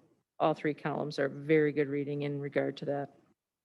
Okay, so on 232 then it says, as far as powers, there aren't really any powers written out. So it says this does not mean individual governing body members are prohibited from doing anything related to their roles outside of the council and carrying out their functions. So I'm hoping that we can have some more clarifications on what is not prohibited.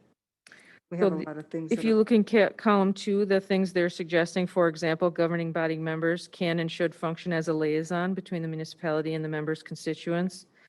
Alders and trustees may engage with their constituents, for example, holding listening sessions, writing newsletters, surveying constituents. So, and then it goes on to say, however, certain actions remain outside of the scope of the role as alder or trustee. For example, individual governing body members do not have supervisory authority over municipal employees and as such should refrain from directing municipal staff. While it is not necessarily inappropriate to request information from staff, governing body members should not demand that certain information be provided or actions taken unless local law authorizes governing body members to do so.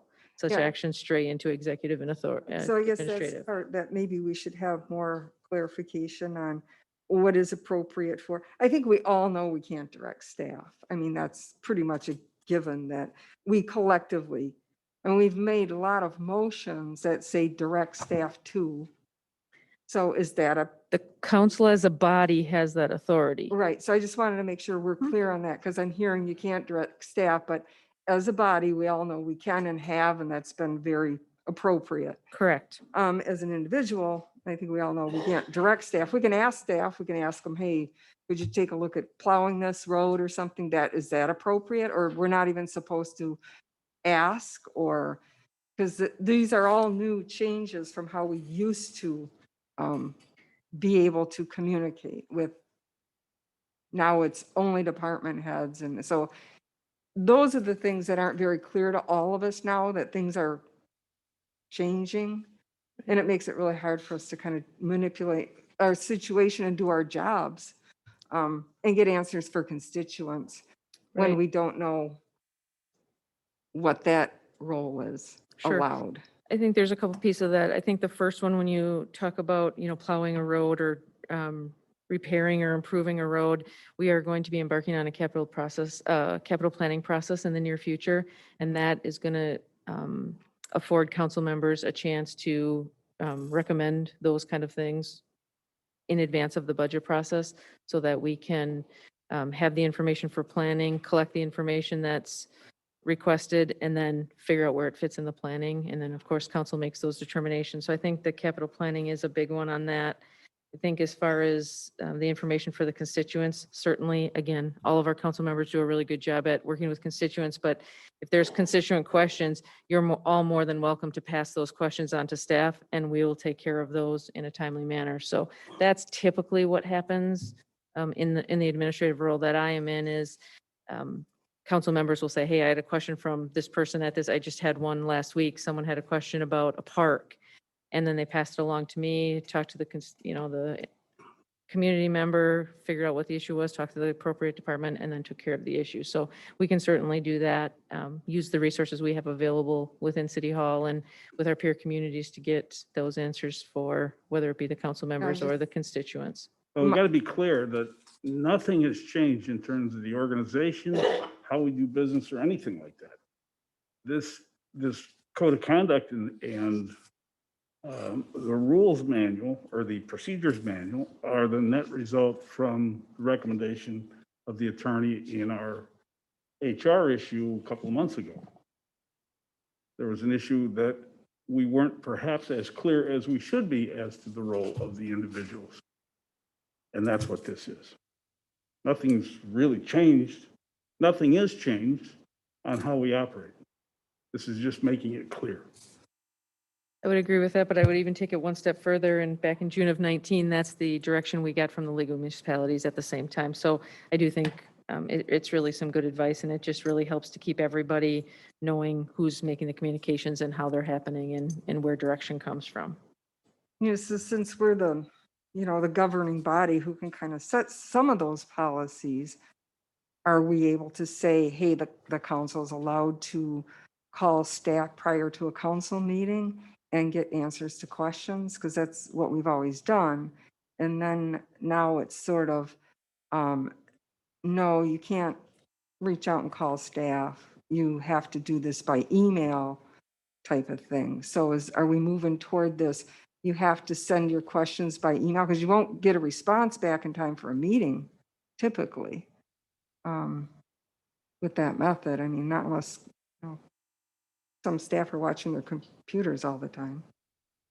So Yeah. I guess I just need clarification. Yeah, and I was going to say, if it's an immediate issue that you need an answer on in advance of the meeting, certainly always give me a call as well. I'm happy to get those answers for you within that same day before those council meetings occur. Alderman Nelson. So the mayor just said that nothing has changed in this way, but now you're saying that we should be contacting you. So if I've got a question on an agenda item that, let's say, Mr. Rotzenberg can clarify for me in a very quick thing, I'm going to call Paul Rotzenberg. If you're telling me now that we're going to put rules that we are to call you, and then you're going to then call Paul, am I missing something here? Because that's a ridiculous, insane way of doing business, most inefficient way possible. Well, it was brought up that we have organizational policies and procedures, and we had a manual sitting out here that thick full with, I don't know, 15, and that's in that manual. That was the way it was supposed to be done. I chose not to do it. Okay. But now, let me finish. But now, I was questioned as to why we're not following procedures. And this council said, we need to follow procedures, and let's put them all in one book and let's revise it. So here we are. Okay, hold on. I understand here we are. But again, I'll go back to, I'm not looking for an explanation of Paul's whole report, but if I've got a simple question which Paul can rattle off in no time, it makes no sense to me that I'm gonna say, hold on, I'm gonna call you first, Hopefully I get a hold of you. Don't know. Maybe yes, maybe no. Where I know I can get that. I just, maybe, I understand there's something this thick back there that exists. Great. I'm happy. But there's the reality of is, we're trying to get things, constituent questions. We're getting hammered on from everywhere, and it's easier for us just to go right to the source. I understand there's been troubles, there's been issues in the past, but for those of us that do reach out to staff very respectfully and we take care of things, it's not a problem. Why now create another layer is my question. Well, council's certainly gonna, and the mayor directs staff, so if it gets to be an issue where it's a simple question and a simple answer, that's not a problem. The problem comes in when it goes past that. So Agreed. that's where we're at. So Okay. that's why the rules, the council rules and code of conduct would be in place so that we take care of all those issues so that we can do those quick questions. Really, you're right. That's the quickest way to do it. Unfortunately, that really hasn't worked the greatest. So now we're looking to improve on that and do business a little bit better and make sure everybody's treated with respect. And I'm not going to debate the respect thing. I agree. Looking over this entire document, there's a lot of no's. A lot of you shall not do this. It's like we're getting put in a box. And I understand there's certain things that may have happened in the past, but I guess, I'm looking at it this way. I've only been up here 4 years. I'm not a long tenured person up here, but I guess I do business a certain way and I've never had a problem.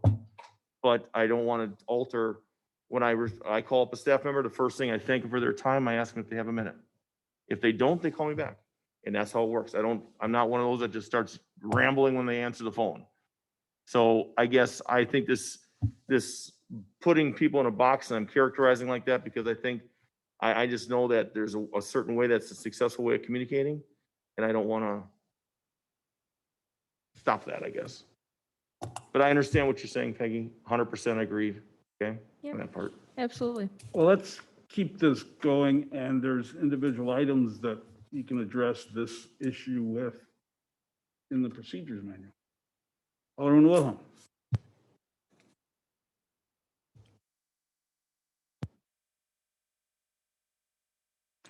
I just wanted to clarify, I did bring the policies and procedures with me that was mentioned. And it's, I'll just read it so we all know what the current policy and procedure is. It says, request for information from boards and commissions, including committees and task forces, must be directed to the director of administration. If the director has concerns about the request, it says he, but he or she will first report to the mayor. The director will then forward the request to the department head and coordinate a response. The department response will be provided to the requesting body within 48 hours to receive the request. That's not us unless we're a board chair or something. We're not a. So the next paragraph applies to us. Requests for information coming from elected officials must be directed to the department heads. If the department has concerns about the request, he or she will first report it to the mayor. Department head responses will be provided to the requesting elected official within 48 hours of receipt. So it does allow us to go to department heads, which the current discussion would be making a change to what the current policy was since the year 2000 that was adopted by the council. So, thank you. Okay, back to you, Peggy. Okay, so if there's no other questions on form of government, we can go on. The code of conduct, again, as we all discussed at the last meeting, council members were going to send their contributions and feedback to myself. Got all that last week and I built it into this document. So if we just want to start going through this document, it starts out with code of conduct, suggested changes to the original document introduced on April 19th to 2021. So the first comment that we received was the document should apply to all agents of the city, including commissions, committees, and board members. We do need to add some clarifying language on the boards, commissions, and committees, and that's being suggested in the proposed resolution. We're also suggesting that appointed officials be included. Appointed officials are usually department heads, i.e. officers of the city. I would not suggest that we include staff level employees because staff level employees are not included in, and they're not typically engaged in these type of commissions. As we just heard the policy read, it was department head contact, not staff contact. And then those employees, those staff level employees would be covered under the employee handbook and policies. Any objection to including that language? And by the way, we're not voting, but we're taking consensus. Okay, next one. The next item was listed for 2 council members suggested this, adding a social media element to, I believe, both documents, both the code of conduct and the rules. We'll get to it in the rules. Definitely appropriate to add a section on the appropriate use of social media as city officials. And then we also need a social media policy as a community to address areas of concern in the policy. So that would be the suggested language. If there's anything specific, I'd be interested in hearing that.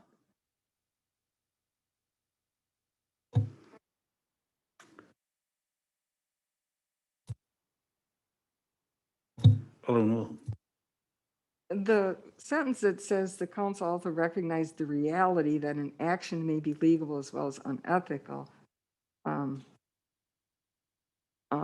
inappropriate, or perceived as a form of harassment or abuse. This code applies to this reality. I don't know. Is that thing even necessary? I mean, we're talking about this. I'm not exactly sure where you're reading from. It's the Second paragraph of it's the the third. purpose. Actually, the third paragraph. It's the sentence that starts off. The council also recognizes. I don't know. It's just this code applies to this reality. It's just kind of odd. I find in an official code of conduct about what's reality. I mean, you can find all kinds of things of what's reality to some people and some to others. So it's kind of subjective, but. Well, the point of that paragraph is to make it clear that there are actions. It is what it says. There are actions that may be legal, but are absolutely unethical or inappropriate. I think we just get rid of the word "the reality" and we say the council recognizes that an action may be legal, but as well unethical. Yeah, you just get rid of that last sentence. Yeah, that works much better. Any objections to that? Okay. Peggy? I have a question. I thought we were talking about. Hold on. Push a button.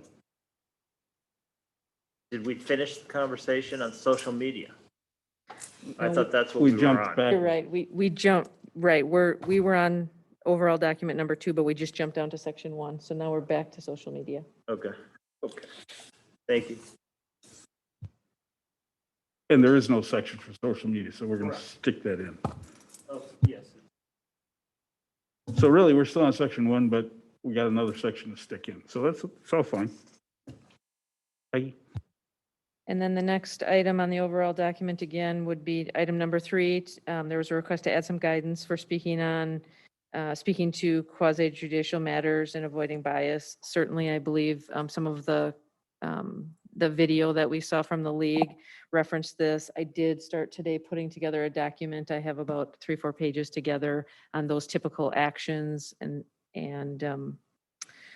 those due process issues. So we can certainly add that language if the council would like that.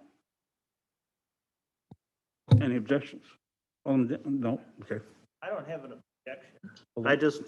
I just think that maybe we should put that reference guide and that video as a, if you have questions, watch the video and put that as a piece to be able to review.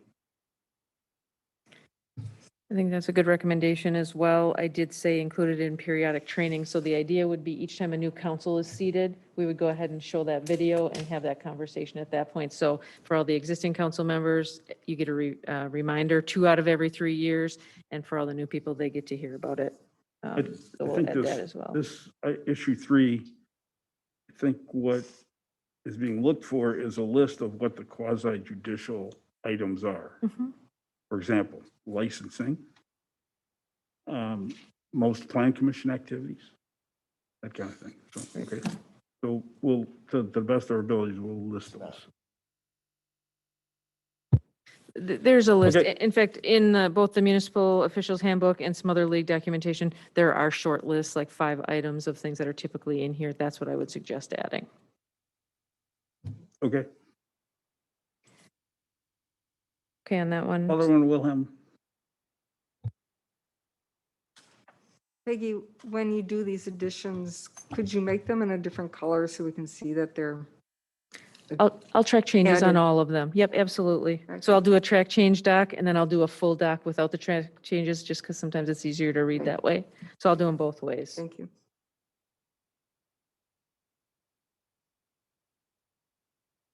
And the next one is under section 1. Now I'm in the first paragraph where it talks about refraining from using their position. There was just a suggestion to use shall not use instead of refrain.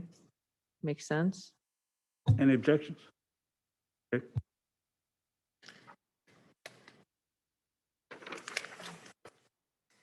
The next item is in the third paragraph. It refers to deleting the entire paragraph saying that the council also recognizes the reality. That's the one that we talked fixed about. it, So I just the think we delete. already took care of that one. I don't know if we need to talk about the replacement paragraph. Is that still a desire? The council as a whole will aspire to these standards in the event that the shared objectives are not met in any instance, that self-correction will occur with enforcement, a rare and last option. Alderman Wilhelm. That, what I asked Peggy earlier, which kind of city we modeled this after, and I don't even know if we're talking about apples to apples cities.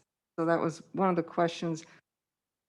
Some of this was from Green Bay, some of it was from Menasha or Eau Claire or something.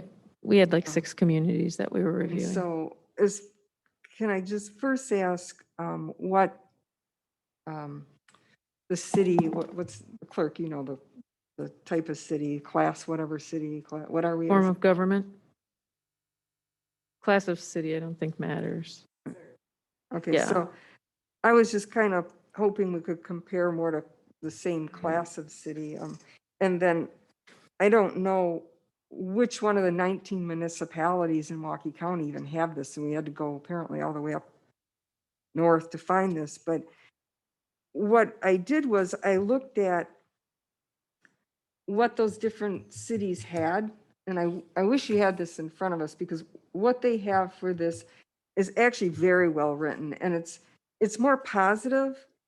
And the thing that I liked about the other municipalities the most was, it says the council as a whole will inspire to these high standards in the event that these shared objectives are not met. In any instance, that self-correction will occur in most every case, with enforcement as a rare and last option.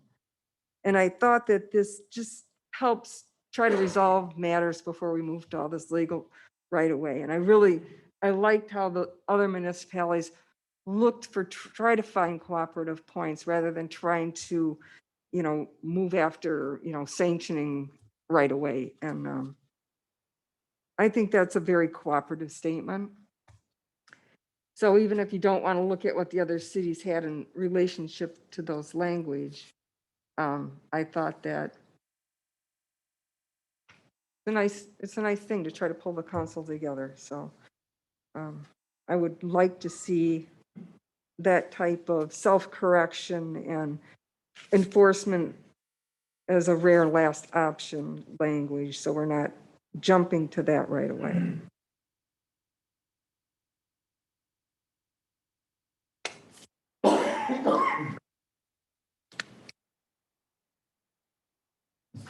I think this is council rules, so council's going to have to make that determination. I guess as I look at the council as a whole will aspire, when we talk about subjective statements, that statement seems subjective to me.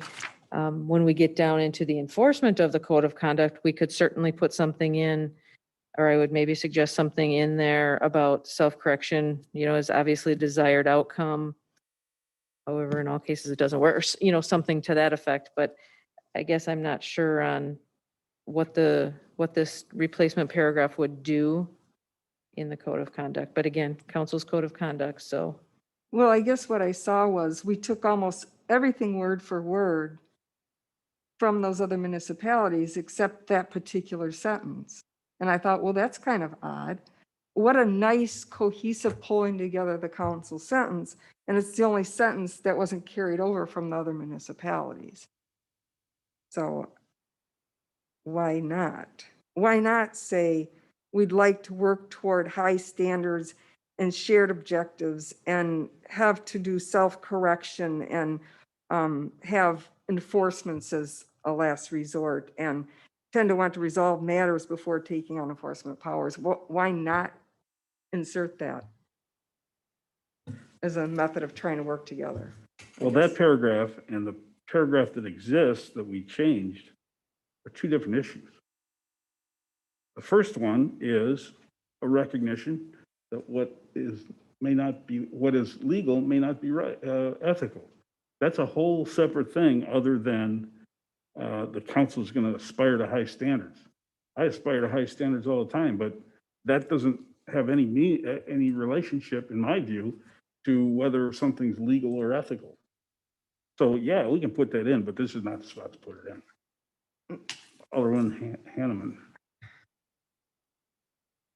Might I make a suggestion that go back up to section 1 purpose, the second paragraph, maybe begin that paragraph with the council as a whole will aspire to the high standards of this code of conduct, which has been created to ensure that all officials have something along those lines. I think you could move that up there, but I do concur with the mayor that the rest of that about self-correction and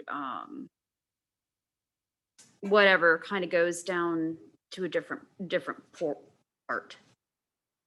But otherwise, I agree with getting rid of that paragraph about the reality.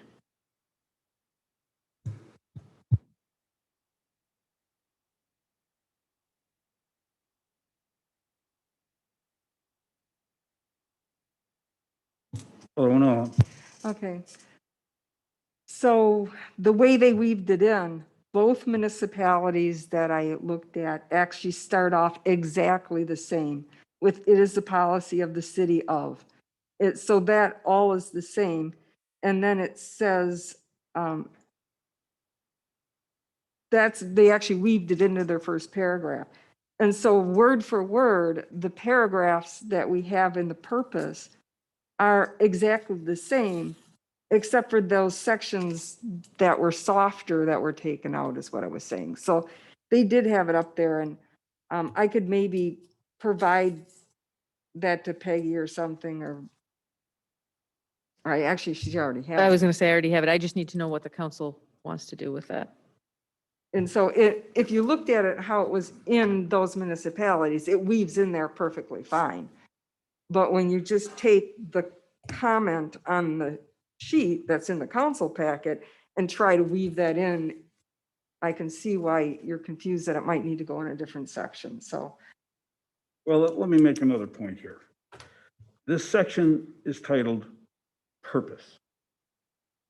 We don't, I mean, as far as I can see, you can strike the whole section based on the amount of time we're putting into it. Until we get to the other issues that mean something, we're not going to be finished with this forever. So any objections to making the change we discussed earlier in paragraph 3 that's just deletes the words this code applies to this reality? We'll delete that. The director of administration will find some wording similar to what Alderman Wilhelm has proposed here and stick it in and make it second paragraph. Any objections to that? Alderman Dandridge. Word soften, weaken. Got to be careful. This is supposed to be a guide. This is supposed to give you direction. If we put in ambiguity, it's going to open a door. Then you got to utilize the proper conduct of Robert's rules to call the question or put them out of line. Okay? So, because otherwise, it may not be us. but someone else is gonna take advantage of it, okay? You're just gonna create more work down the line if you don't create something that is a little more clear and concise in what you're trying to get across. That's all I'm gonna say. All right, let's move on to section 2. Okay, section 2, the first item is in the first paragraph. It's just referring to the word Hold on, destructive. Peggy. Mr. City Attorney. From the first time I saw the line, legal but unethical, especially in the government elected official and officer realm, I don't believe those words belong together. So good. Because if it's unethical to me, local government realm by an officer, not legal. Okay, thank you. Peggy? Section 2, first paragraph, line 2, really just removing the words destructive, replacing it with foster positive debate while others do not. I would recommend that change be accepted. Yeah, let me do this way. There's what, 1, 2, 3, 4, 5 of these. Any objections to doing the suggested changes? For those 5 on the first, bottom of the first page? Okay, Peggy, let's move on to the fun one, number 11. Using your cell phones. Number 11 is in section D, use of electronics. So a lot of communication on that one. The items I put, allow emergency use, the prohibition is too strong, emergency needs need to be recognized. So the suggestion would be respect for each other, constituents, and those appearing before the council is paramount, and full attention to the matters before the body is the purpose of the council meeting. The use of electronic devices to communicate regarding city business during a meeting is prohibited since it presents an opportunity for violation of open meetings and open records laws. And all other use of electronic devices are strongly discouraged and should be reserved only for emergency situations. Any objections to that? Doesn't require phones to be off. It just requires discretion. Madam Clerk?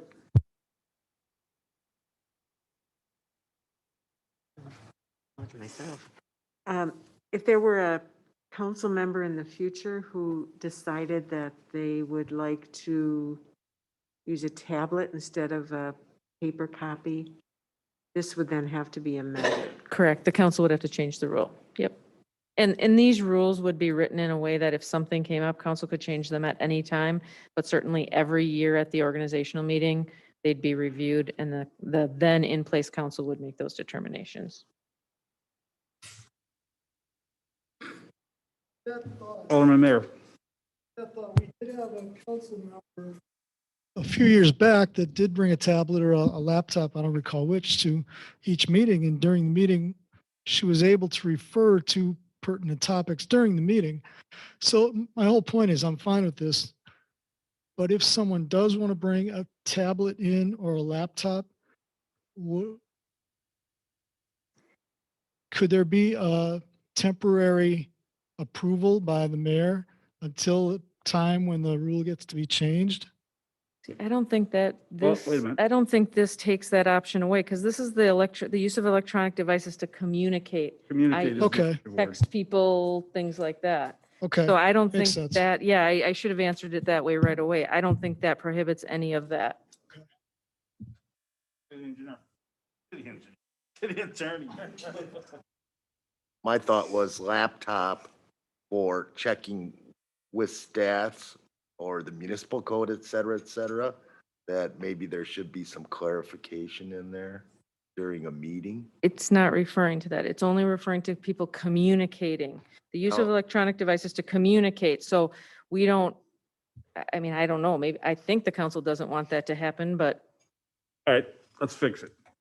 The next sentence would be, use of electronic equipment pertinent to the business of the city is allowed.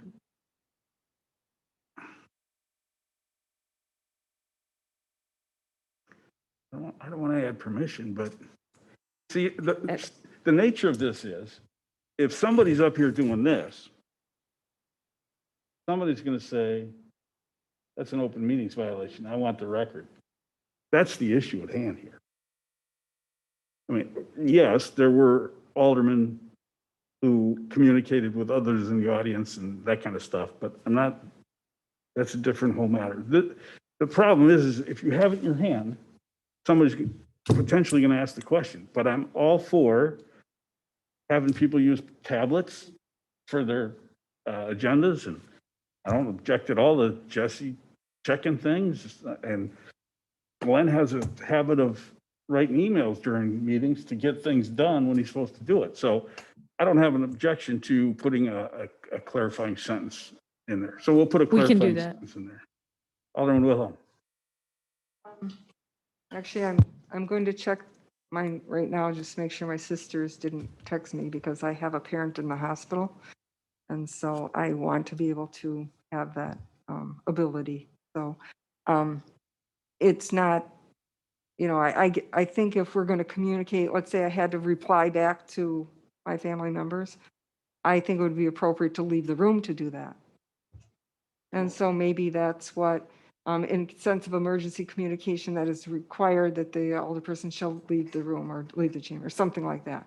Would that work? I hear a lot of groaning, but the reality is, the one time I picked up my phone for a call was a text from my boss that said, company closing tomorrow, call me now.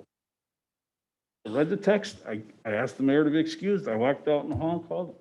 What's the matter with that? Because let's go back to the opening statement.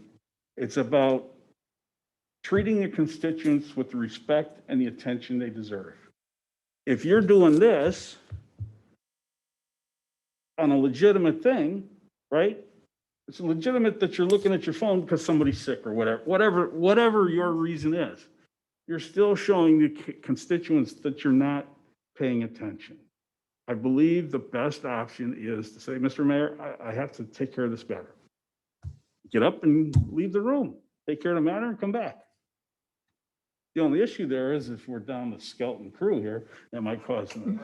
But we can't think of all contingencies. Let's fix the problem that we have in front of us and deal with the rare thing when it happens. I think if we just use them, appropriately, we should be fine. We've never been fine in the past, Alderwoman. Well, I don't know. I'm not aware of all these things that are supposedly going on, but I know that, it was used by 3 different people tonight. One, you found out we weren't audio streaming, so that was a really good thing that you actually used your phone to find that out. So, I don't know. I know, but a constituent's not going to know the difference if you're looking at it for that or that. So Exactly correct, which is why you get outside. Well, then you wouldn't been able to check the streaming. I really don't have a problem with the phones. I really don't. So I'm not sitting here abusing mine. I'm not checking scores. I don't do that. I've seen lots of people do that. I've never been doing that. I think that it shouldn't be this big of an issue, really. Just use them with discretion and limit them for emergencies, and that should be about it. Okay, we'll add a paragraph about using it for business, any issues if we do that, and inserting the new language. Well, we'll take a look at it, I guess, see what comes back. Okay, next item, Peg, 12. Next item, number 12, talks about discrimination and harassment. There is a request to add the paragraph that you see on the left. That verbiage in majority is already in the city's anti-harassment policy, which covers elected officials, appointed officials, employees, citizens, vendors, and customers. So that pretty much covers everyone.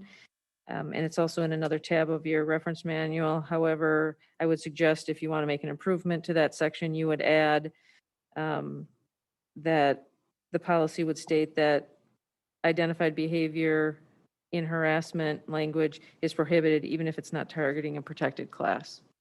So there's such thing as legal harassment and illegal harassment. And legal harassment is when you don't target a particular class, but you still have unwelcome, intimidating, hostile, or offensive actions.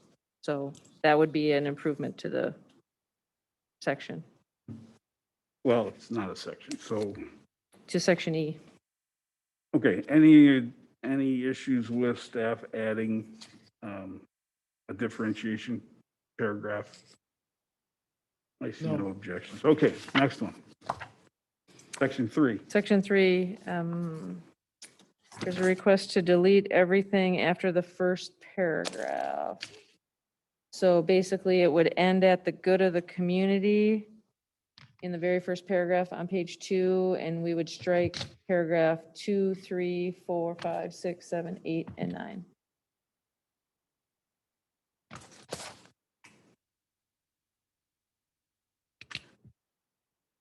And tell us your staff response here.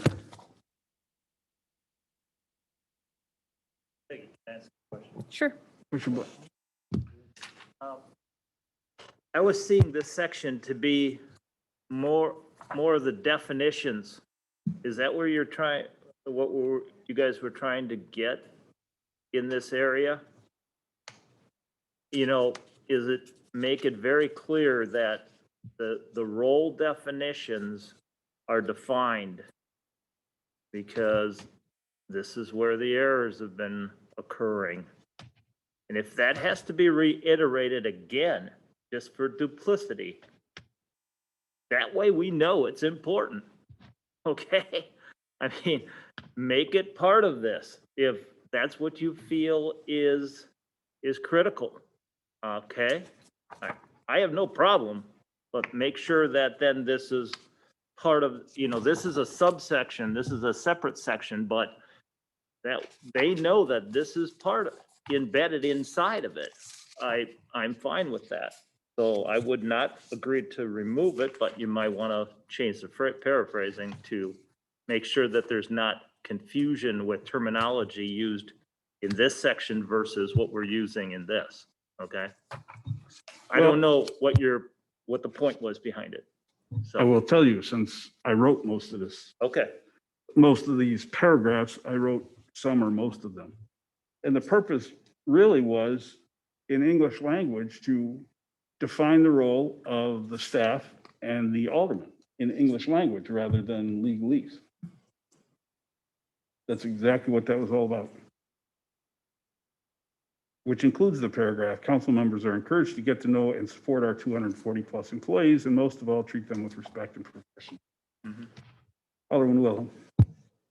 Well, with the new limitations on who we can talk to, it's kind of hard to get to know the 240 employees. But I think that there is a point to maybe reworking some of that. I can see kind of the point where some of it seems kind of a little bit maybe preachier and irrelevant. I don't know. Maybe Peggy could work on that a little bit. The request to basically pare those paragraphs down, is that what you're? Yeah, or make it more toward the heading or something. I don't know. It just seems like there's a lot of stuff in there that it doesn't really help. It just kind of it's more of opinion based rather than a handbook kind of type of comments or something. Maybe you could make it more succinct or direct or something. Because we don't need to make this longer. We're already adding a bunch of things to it. A new alderman would like to weigh in. Alderman Hannon, push your button. Thank you, Mayor.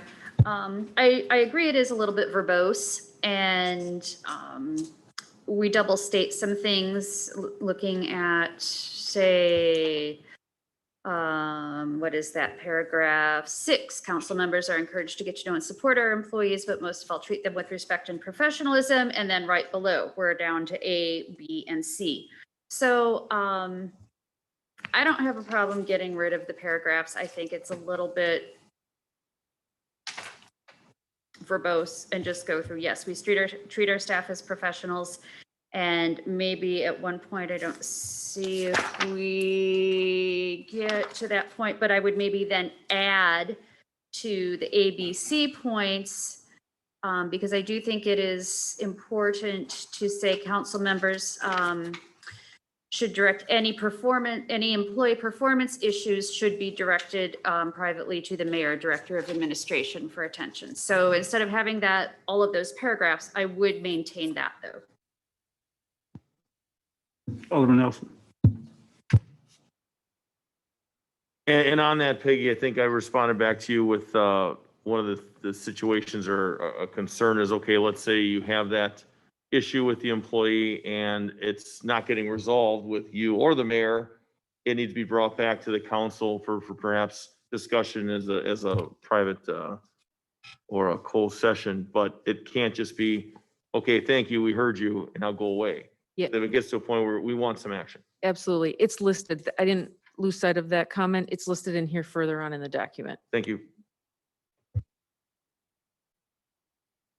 So Director of Administration will do some editing on this. Frankly, however, I'm lobbying to leave in the paragraph that starts with members of the Common Council must be diligent in maintaining its chain of command. I know some have an issue with that. I don't. I put it in there on purpose. Similarly, when I wrote council members are encouraged to get to know and support our 240 plus staff employees, I put that in there on purpose too. Because being a human being means you're going to meet some of these people and have a normal interaction with them, and I encourage that. So that was meant, frankly, to counteract this, well, we can't talk to anybody comments. You can't direct them. You can talk to them, but you can't direct them. The next paragraph, I think, is vitally important. Council members see a deficiency, need a project or task performed, they direct it to me or the Director of Administration. And similarly, the next paragraph.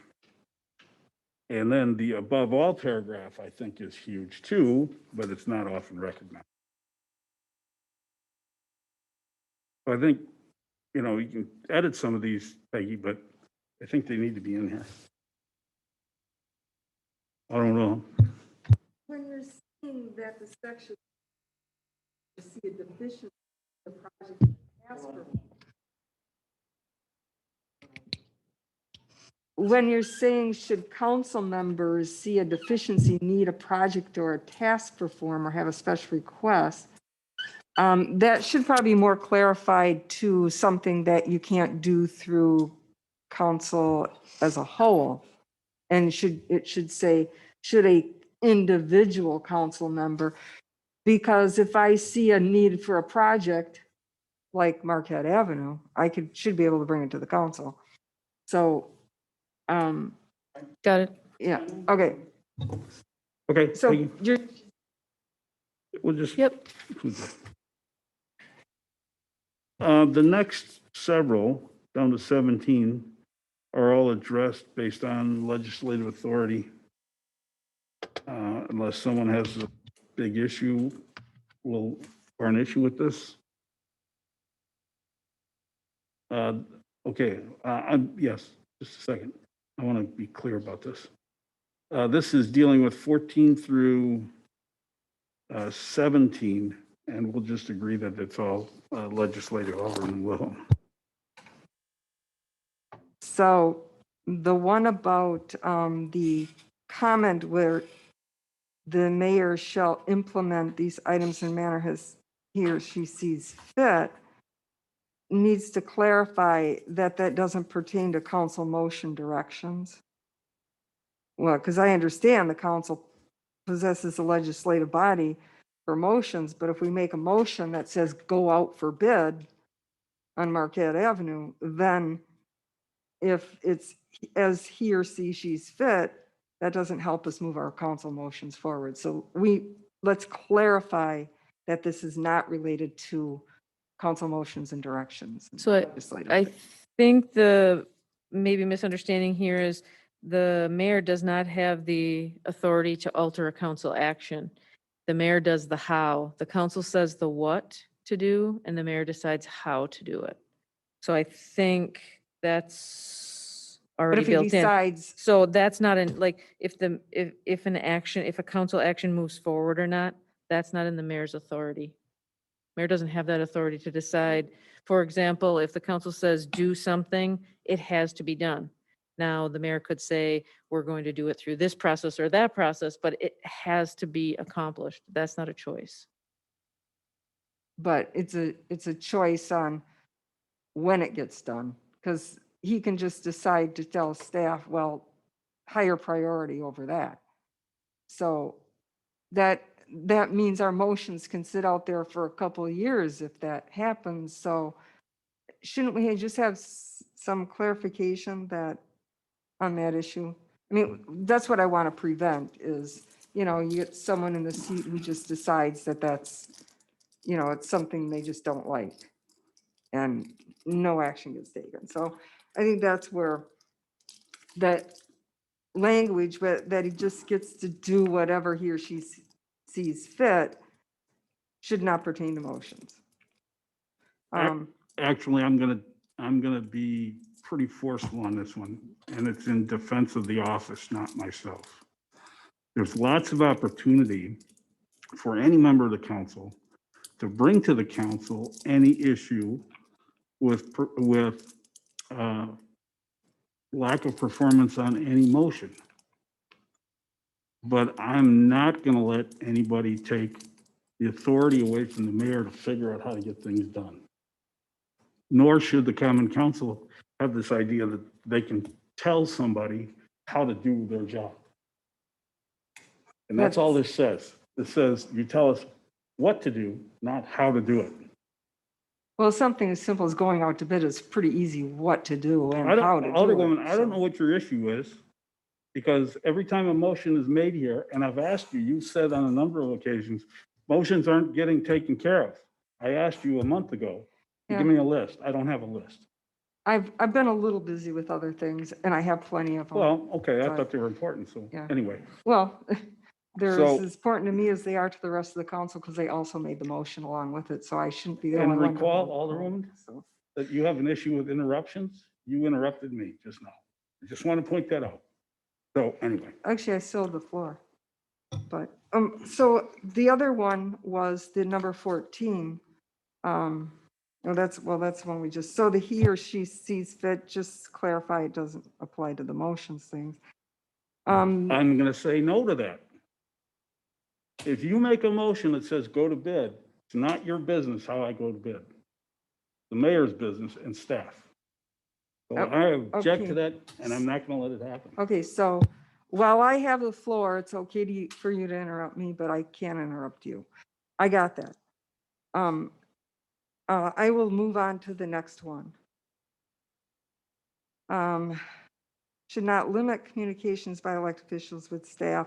And I guess now we're saying we aren't. I'm still unclear on which direction we're going with what communications elected officials are allowed to have. So that pertains to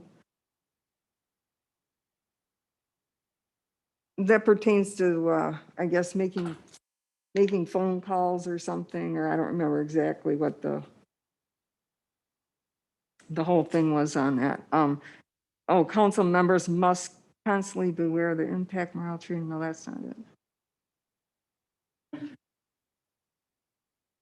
See? They do not supersede administrative authority. And we all know that council is not supposed to give department heads orders. So I think we've clarified that. So there's your answer. Nothing in this code of conduct or the procedures that follow this says that you're not allowed to have a professional relationship with any staff member. As a matter of fact, if you recall, in the paragraph above, I say, council members are encouraged to get to know and support our 240 plus employees. Nowhere in this document does it say you cannot pick up the phone and call Sandy Wesolowski or Shirley Roberts or any of them. So I think we gotta move on. We're just killing these issues. Well, it says neither the council nor the members shall give orders to any of the department heads. Exactly So, correct. The council as a whole, Different subject. well, that's what I'd like to clarify. Because it should say, instead of saying neither the council, it's because it says the council can't do that. Okay, we'll fix it. Okay, thank you. That was my point there. See, this can be shortened up by saying, we need to fix this, and not talk at length about what you need. Well, sometimes when I get around interrupted, I lose my train of thought. That's just the way my mind works. So it's very difficult for me to. Okay, we're down to 18, and staff is going to add the suggestion. 19 is a clarification. They wanted the city attorney to be involved. City attorney doesn't do personnel matters. Any objections to that? Which one, 19? 19. Similarly, 20, 21, 21. and 22 are all dealt with by the form of government. Any issues there? Alderman 21. Wilhelm? 21. Nothing in this section shall be construed, however, as prohibiting council members in an open meeting of the council from fully and freely discussing or suggesting department heads. So I think the comment there was, it's only saying we can talk to councils in an open meeting. Is that, or is it not saying that we're not limited to just open meetings? Because only allowing an idea during the meeting limits the council members' input of shared knowledge. The citizens would be allowed more access to staff than the elected officials. Alderpersons often have firsthand district knowledge, which in meetings only prevents sharing that knowledge by email or phone with the staff member. So are we saying that council members can only talk in open meetings to staff or not?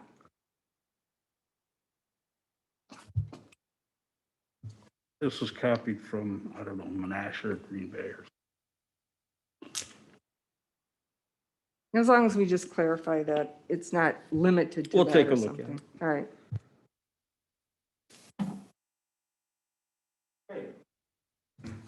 Okay, I didn't push my own button. We move on to section 4. This one's discussable. Section 4, item B, deals with fair and equitable in allowing public hearing time to individual speakers. This deals with the public.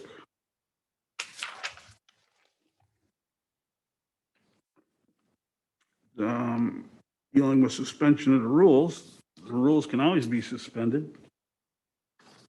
It's in the procedure document by a simple majority vote. Did that answer that question? Except it doesn't say that. Were you? Can we have it? I don't understand what the issue is, because if the council did not like 3-minute limit or no minute limit, the rule says the mayor sets it. You don't like what I've set, you say, Mr. Mayor, I have a motion to suspend the rules. Seconded and it's voted on. And then you provide the guidance as to what you want to have happen. That's simple. Alderman Wilhelm, of course. Then it would be a simple sentence to say that the council members are allowed to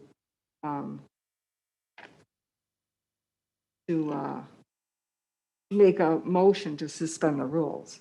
That's clearly stated in the procedures manual. I thought you wanted this shorter, not longer. And I don't see where it says that the mayor can do this, but it doesn't say the language which presently allows the councils to motion suspension of the rules to allow input, which has been practiced, is not mentioned here and should be mentioned. I think that would be mentioned in the rules section under number 5.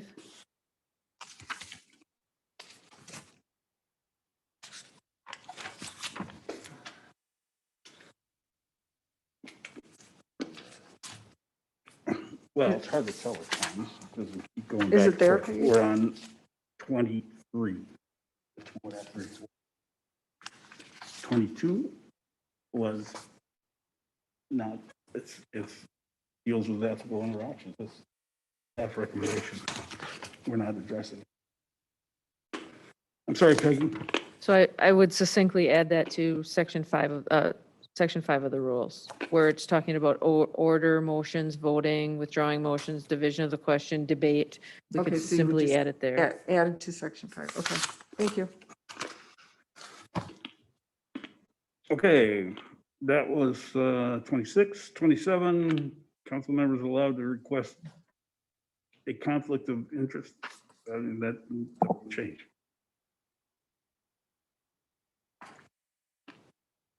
The question, as I read it, the thought was that this code of conduct restricts opportunities to get ethical opinions from the city attorney. It does not. Any issues there? Which one are you on? 27. 27. What happened to 25 25. and 27? 25 was Robert's rules related to full counsel for appeal. Do we know the answer to that? I guess I was just wondering, I didn't know the answer when I read that. It says training will be, but we should just know the answer. All right, just so everybody knows where we are, we're back to section 4. And we're looking at section D. Page, 5 of the document, 13, I don't know, is that in your council packet? No.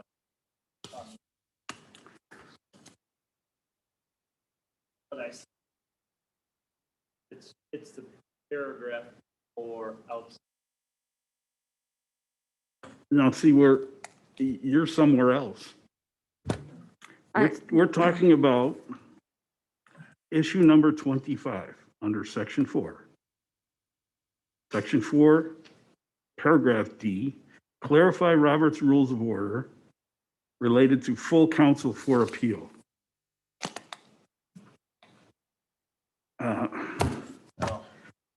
We can add as much as you want to this. We can put the whole book in here too if you want. It's just a question. The question is it says Robert's rules of order is what we operate under. Do I have the floor? I don't want to speak out of turn. I don't know. It says final rulings on parliament procedures are made by the mayor subject to the appeal of the full council. Is that true that it's subject to appeal of the full council? Does every single member have to do that, or is that every single member? It's a vote. It's a vote. So if the mayor says something and then you call point of order and you have a second and you have a vote, it's done. So the way it reads is subject to appeal of the full council. Makes me sound like everybody on here has to, let's just reword it so it means what we want it to say. We'll take care of it. Okay. Okay, 26, citizens can contact those agencies. Again, I have not said you cannot contact anyone. Got to go through the department head though. Okay, question. Of course. What number? We're on 26. 26. Alderman Wilhelm. Paragraph 1 says citizens can contact agencies, so those who represent them should have the same rights. So for example, another agency could be contacting the DNR about a wetland question for a constituent, or contacting a county supervisor, or contacting the DOT, or which all of those issues I've had to do at one time or another.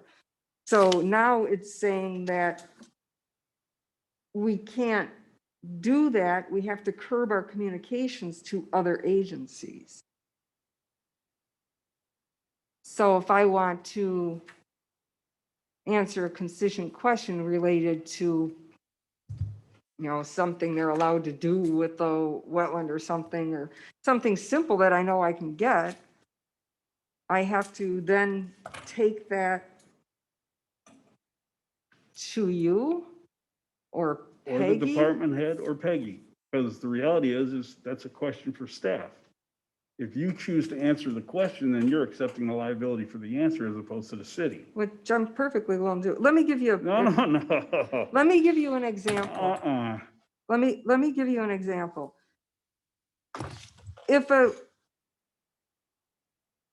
I had a situation where developers asked me to set up a meeting with the DOT because they couldn't get it done. And I actually set it up and the project got to move along.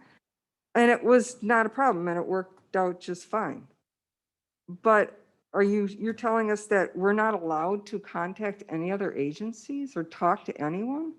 So that means I can't talk to somebody on the school board, I can't talk to, that means my citizens have more rights than I do. So then I'd have to ask my citizen to do it. Well, if you want to answer that, you can contact this person, it sounds very hand time that we can't talk. What if I want to contact the DNR about a stormwater question that they know the answer to? That's a state law, not a city law. Why do I have to? I don't know, that's just. Well, in your question, you said, I can't do it. I'm going to have to tell my constituent to do it. Why would you not ask staff to do it? Their job. And they know the answers to these things. And if they don't know the answer, it's their job to find out. It's their job to know it after finding out. It's not the alderman's job to do staff work, and that's staff work. I think the analogy might be, what if all 6 of you had a stormwater question and all 6 of you called the DNR? That would be not productive. So again, staff has resources and connections with all of those agencies. And again, I think I would echo what the So I mayor said. can't That write a staff letter to have- my county supervisor. I can't talk to my supervisor. I can't talk to the, I can't. As an individual citizen, absolutely. Unless if you have authority from the council to act on their behalf, no. Well, that's. Because when you write a letter to somebody and you say alderperson so-and-so, they get the impression that you're acting on behalf of the council. Well, if you write in there, I'm not contacting on behalf, that you put that right up front in your letter. And then you just sign your name that you're doing something as a citizen. Your actions as a council member aren't meant to curb your actions as a citizen. Is this how all municipalities work? Absolutely. And I'm here to tell you, most of them are much more stringent than we are. Really? Much more.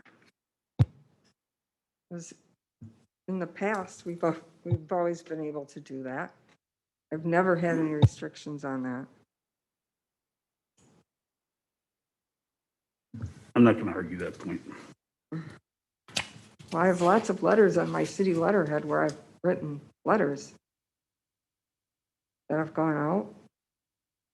Never been a question. Okay, 27 is dealing with confidential opinions from the city attorney, which is no issue, no changes.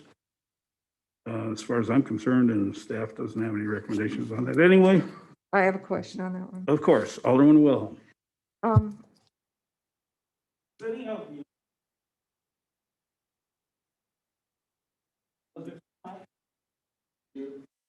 Alderman Barber.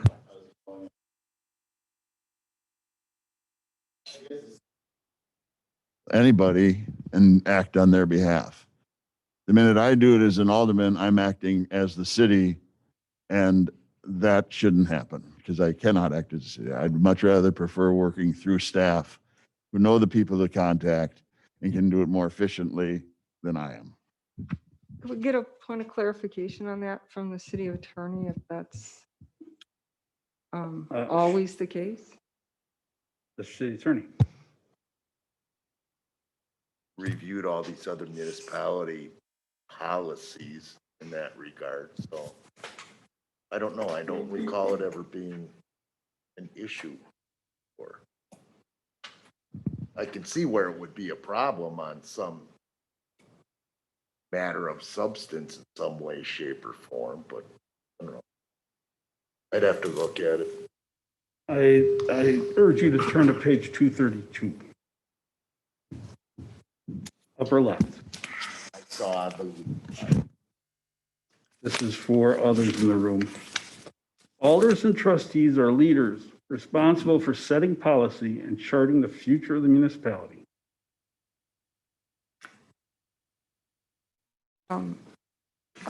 Now, I'm going to go back to my statement. Does any other alderman have an issue on any of these pages? Because frankly, if you don't, I'm going to turn this document over to Alderman Wilhelm and let her write it. That's just an unfair statement. Well, who's done the talking tonight?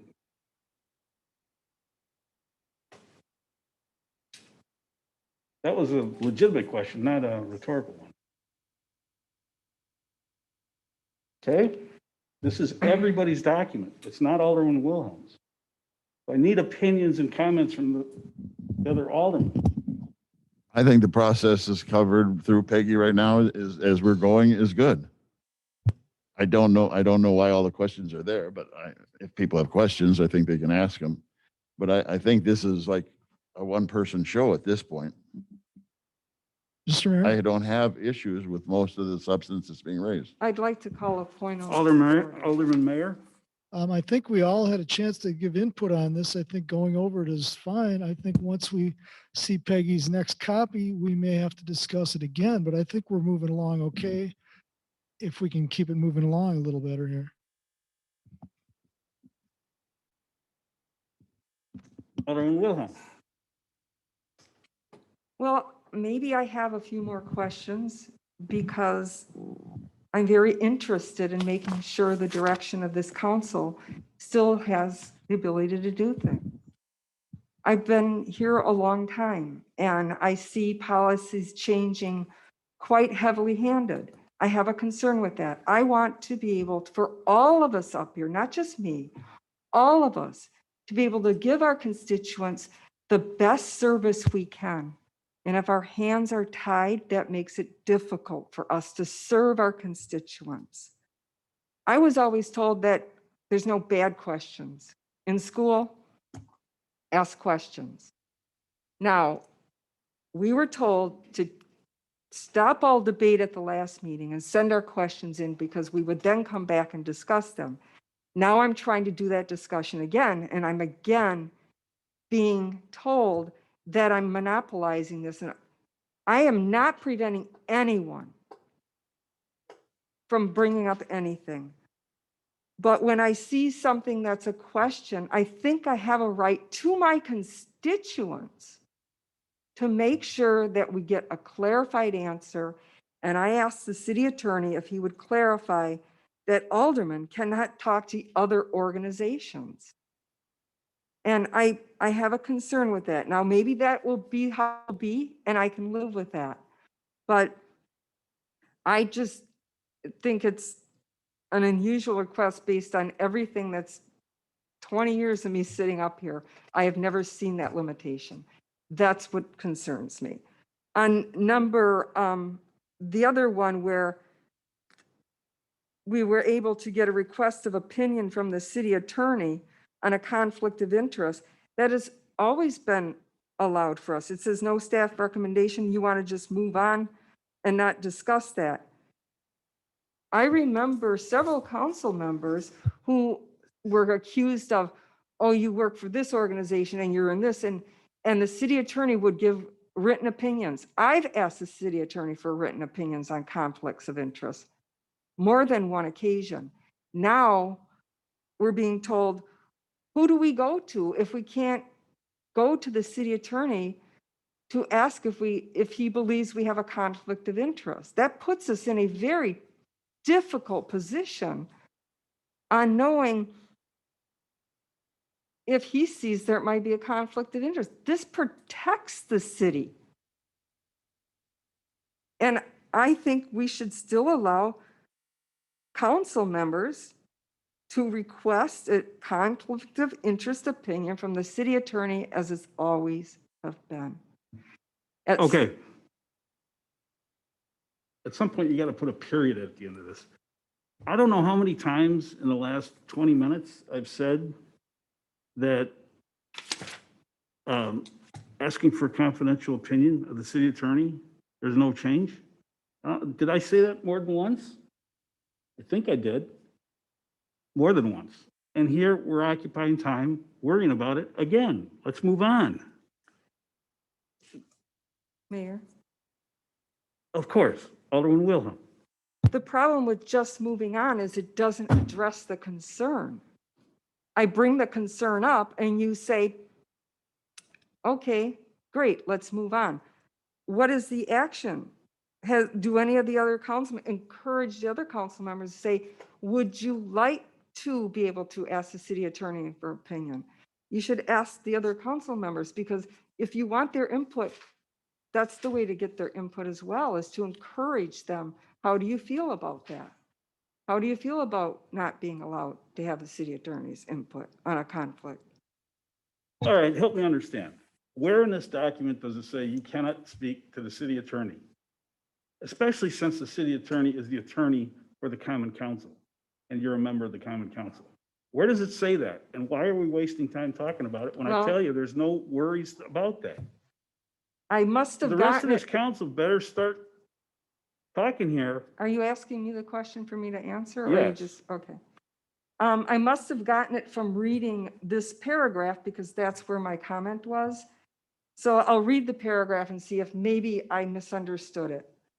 Council members must inform the council of their involvement in an outside organization if that organization is or may be involved in any issue with the city jurisdiction. If an individual council member publicly represents or speaks on behalf of another organization whose position differs from the city official's position on any issue, the council member must clearly communicate that the organization upon whose behalf they are speaking and must withdraw from voting as a council member upon any action that has a bearing upon the conflicting issue. I guess it's saying you got to declare all this, but it doesn't say, it doesn't clearly let the alderman know. It's all about what you can't do. Please tell us that we are allowed to get an opinion so we know if we can have to not vote on an item or not. Please don't just tell us can't. Please tell us what we can or allowed to do, which will help prevent that issue and maybe won't be an issue with voting or non-voting. That's why I wanted that included. It does not say that. And maybe some of the other council members would not know that. So we could simply insert it and that would clarify it. Any objections to us inserting more words in this document? Alderman Dandridge? Yeah, I object. I object Hold on. because Okay. I object because I understand what it said. If I serve on a board and this board is approaching us, or, hey, we're going to review the insurance for the city. And if my wife is involved with one of the agencies that may be selected for this, I may have a conflict of interest. Only if she's an officer of that, but I would note that I might not vote or participate in that conversation. I would tell you that right now. I mean, I would tell you that when the subject comes up for discussion and let you know that, hey, I'm going to sit back and let you handle that discussion. I'm going to recuse myself, okay? That's all it's saying, okay? I don't have to make a big deal about it and ask, that's a question the common council, that the attorney's right here. He then could say, Alderman D'Andrea, because your wife is not an executive for the company or getting paid compensation or a commission out of this, in my opinion, you would be allowed to participate in the discussion and vote if it got down to that point, okay? That's all. That's what it's, in my opinion, that's what it's saying, okay? I don't think we gotta put more words in. You're gonna make it more gray. That's all I'm saying. It doesn't have to be that way. What does the council want to do?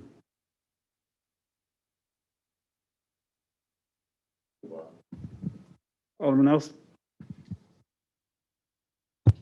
Well, I clearly understand the concerns, and if we could, and I understand Alderman Dandria's example as well, as long as we have the opportunity to get clarification as needed as we move forward, I think we should maybe just put that sentence in there that says we can do that. Or if that's just what's already in play, I'm good with it, but I agree that's to move forward. All right. Dandria and Barber don't want it in, but the rest of you apparently do, so we'll put a sentence in. Okay, I don't have a clue where we're at. 20.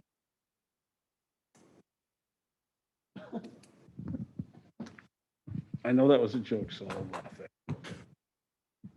it. Section B. Okay. So I interpret this as we're going to have rules, but we're not going to enforce them.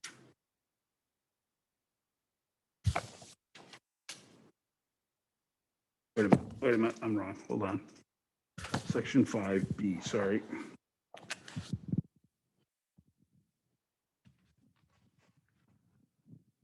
Yeah, okay, what's the issue? What item this is?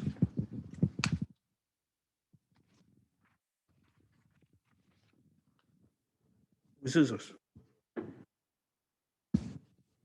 Okay, stands as it is.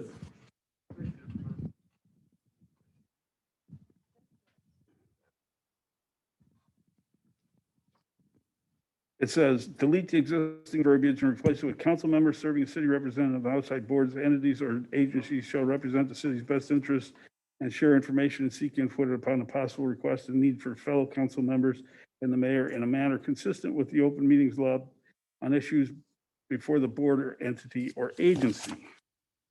The shorter paragraph says, council members serving on boards or commissions, committees as city representative for outside entities or agencies shall properly communicate with all other council members on issues. Leave it. Okay, next item. Mr. City Attorney. So I'm reading that these are outside entity or agency boards, commissions, or committees. That nobody serves on. So a council member serving on some outside of Franklin board, commission, or committee.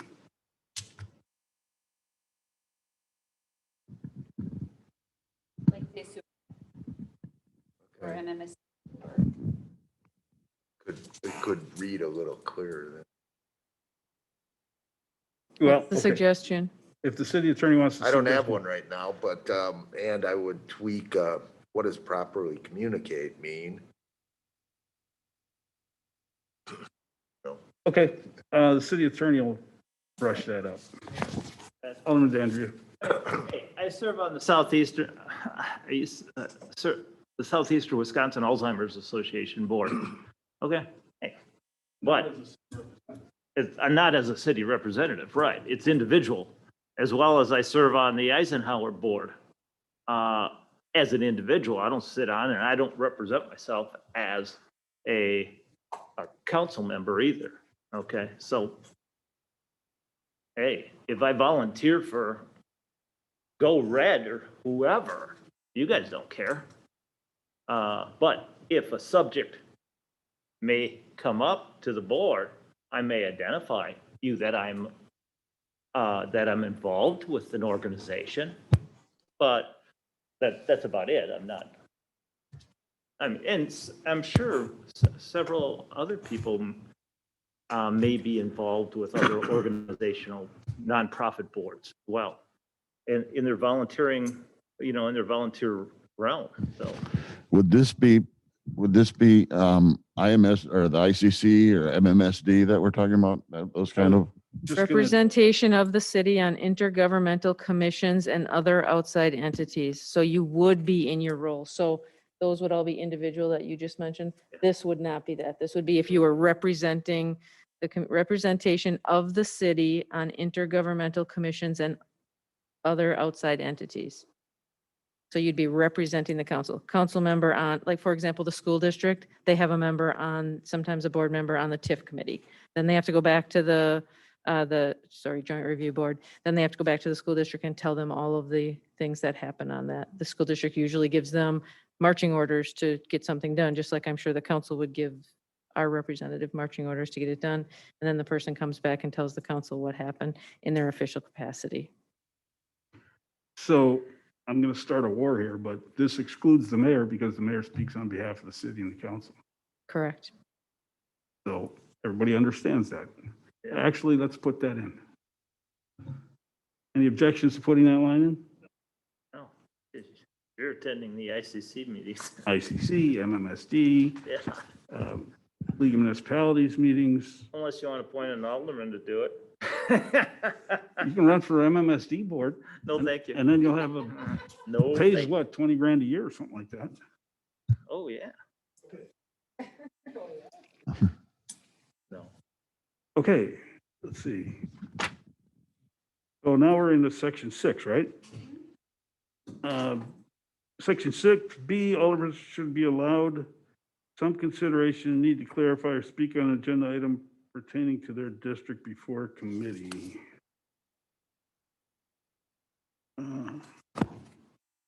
Sections.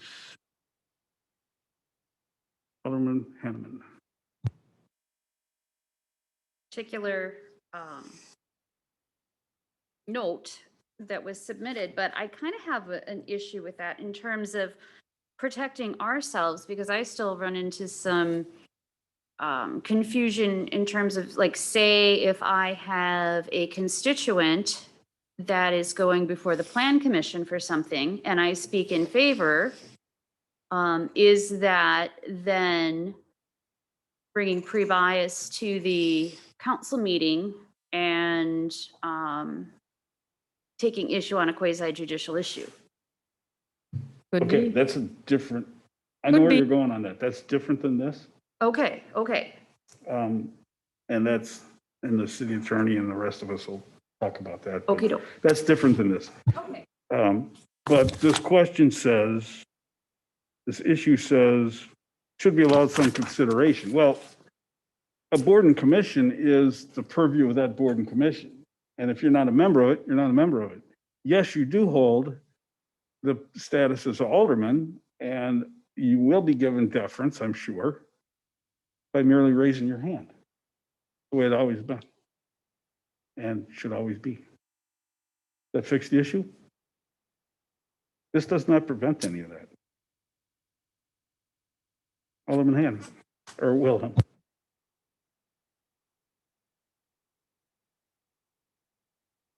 So that means if an alderman comes before the plan commission, they may or may not be allowed, or you're saying they will be given consideration to speak on an item in their district.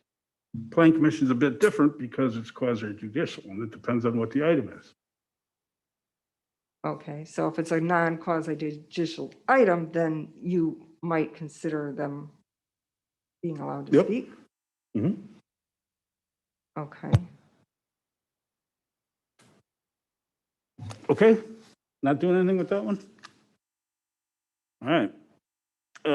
Section D deals with closed session participation. This is out of the Green Bay thing, I think. But to me, it makes common courtesy and respect for a board or commission to ask to enter a closed session. I don't know that anyone would deny it, but there may be reasons why they don't want the alderman in there. but they're a board and commission that reports to this body. So at the end result, it doesn't matter anyway. Alderman Wilhelm. I had forgotten. I'd forgotten I had the exact thing about corporate counsel being able to give a potential conflict of interest right out of the municipality booklet here. So I would share that with Peggy, but that's just, I pulled that up because I had this. So on this one, we're talking about, there's actually a section in here that relates to closed sessions in this municipal book. Let's see. Who can attend a closed session?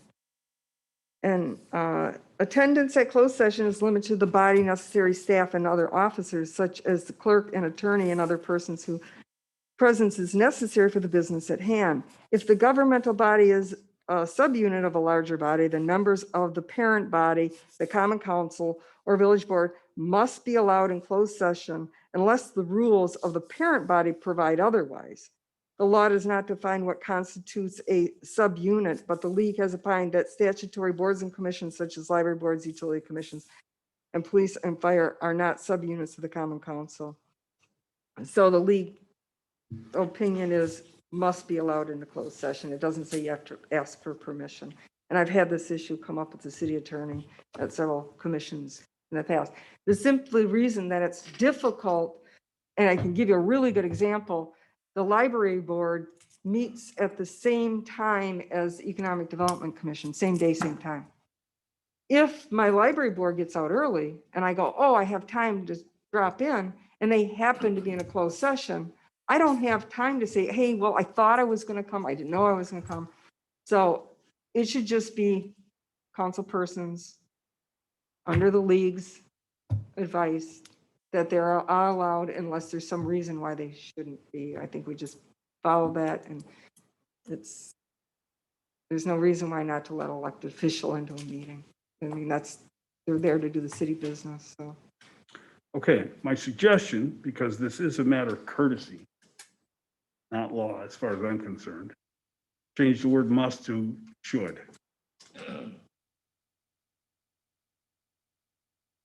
It's a matter of courtesy. Not barging into their meeting, you know. How about, It's done. It's any objection to changing the word shall to should. Seeing none, we'll move on. 7A. Okay, staff has answered that. It's in the municipal code. 7B prefers the following. Any issues pertaining to city staff should only be addressed directly to city. Yeah. This is dealing with personnel matters. 7B says, discussion regarding city staff. Council members should not discuss personnel issues or other matters regarding individual city staff in public or with the media. Any issues with that? Any issues pertaining to city staff shall only be addressed directly to the mayor or the director of administration. Any issues with that? Let's move on.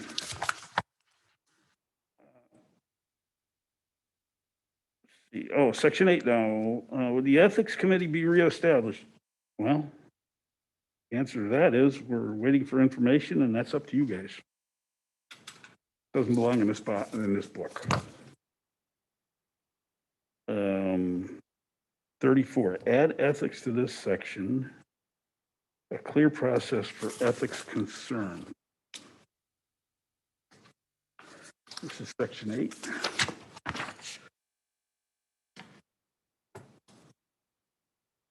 This is, if you want an ethics section, it belongs somewhere else. This is the enforcement action, not Alderman Nelson.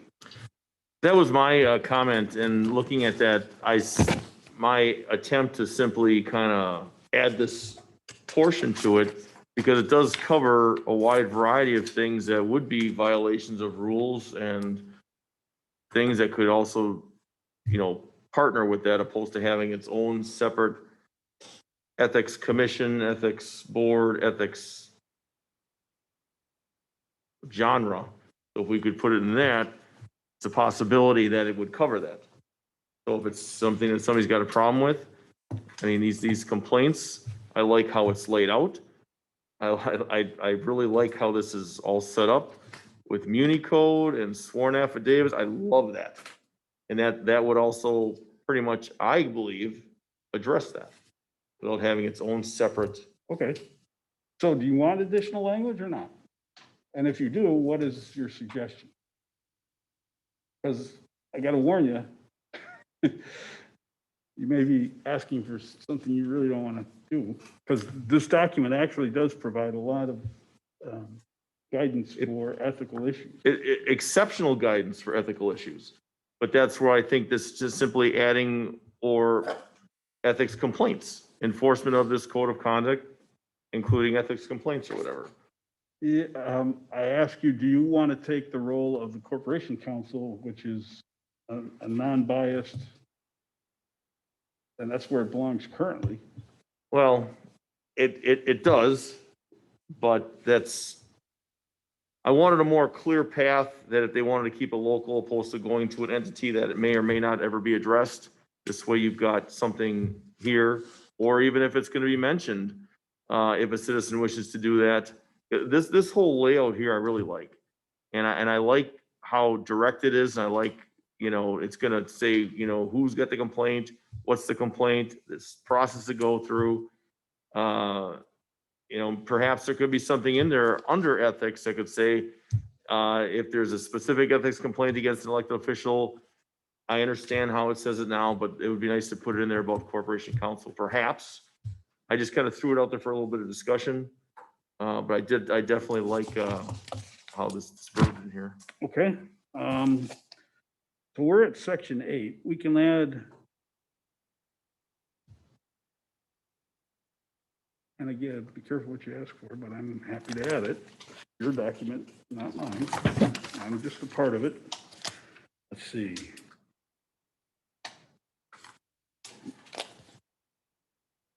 All right, we'll just have staff add a paragraph that says, what do you want to say? I lost my train of thought there. No, I understand, Mayor, and I think what I'd like to do. Corporation Council. Yeah. I just put a sentence in there that says, issues concerning ethics of common council or mayor should be directed to the Milwaukee County Corporation Council. Is that fair? I'm good with that. Any objections? I'm going to do Hanneman first, please. I'm not necessarily objecting to that, but I'm just wondering if it's a situation where we discuss the investigating officer. Is that a situation where that person makes the decision if the complaint is of such a nature that it should be just immediately forwarded to Corporation Council? You can do whatever you want, but again, I said. Because then it takes it off of us. But if it is such an egregious nature that it should be investigated by corporate counsel, then that investigating officer could make that decision. You're welcome to, I lived through this, okay? My suggestion is if somebody has an ethics issue, get it the heck out of City Hall. Because the conversations around that, well, you hear conversations daily from various entities that are imaginative. The conversations around an ethics complaint are unbelievable. And hold on, your microphone. Okay. Or just a sentence to the note that any complaints of alleging more egregious or illegal behavior should just be directed to the corporate counsel. I'm fine with any of that. I don't even remember what I suggested, but other than well. I might suggest that the council members and everyone look at what the other municipalities had in theirs on this section. I have concerns with ours starting out with filing a complaint. Any person who believes city official, that's how it starts out. The other municipalities start off with implementation, and then they talk about the code of conduct is intended to be self-enforcing. The city council holds itself to the established high ethical standards. And then it goes on after they talk about trying to keep peace between the council. Then they go into violations of the code and how it will be handled.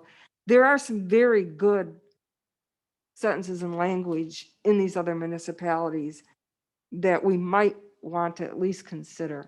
And maybe Alderman Nelson, when, you know, he wants something more on ethics, maybe that would be beneficial for him to look at and maybe see if he likes some of that, and that would help his concern about the ethics.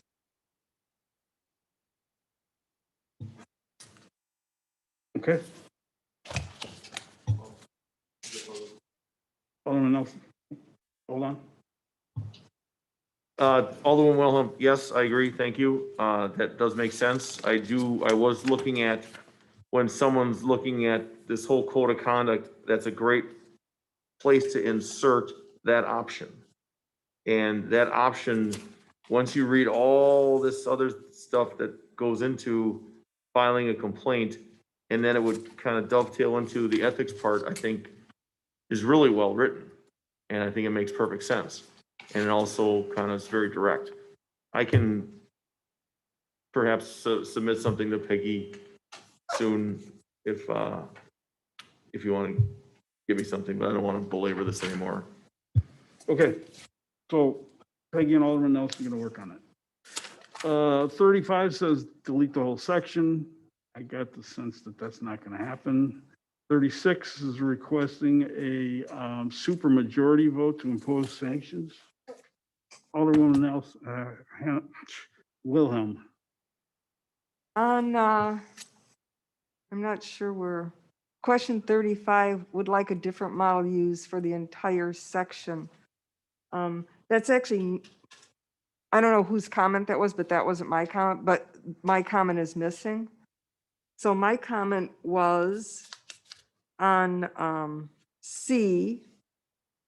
It says just the consideration of attempting mediation should be the first line of action and could offset time and costs and further misunderstandings.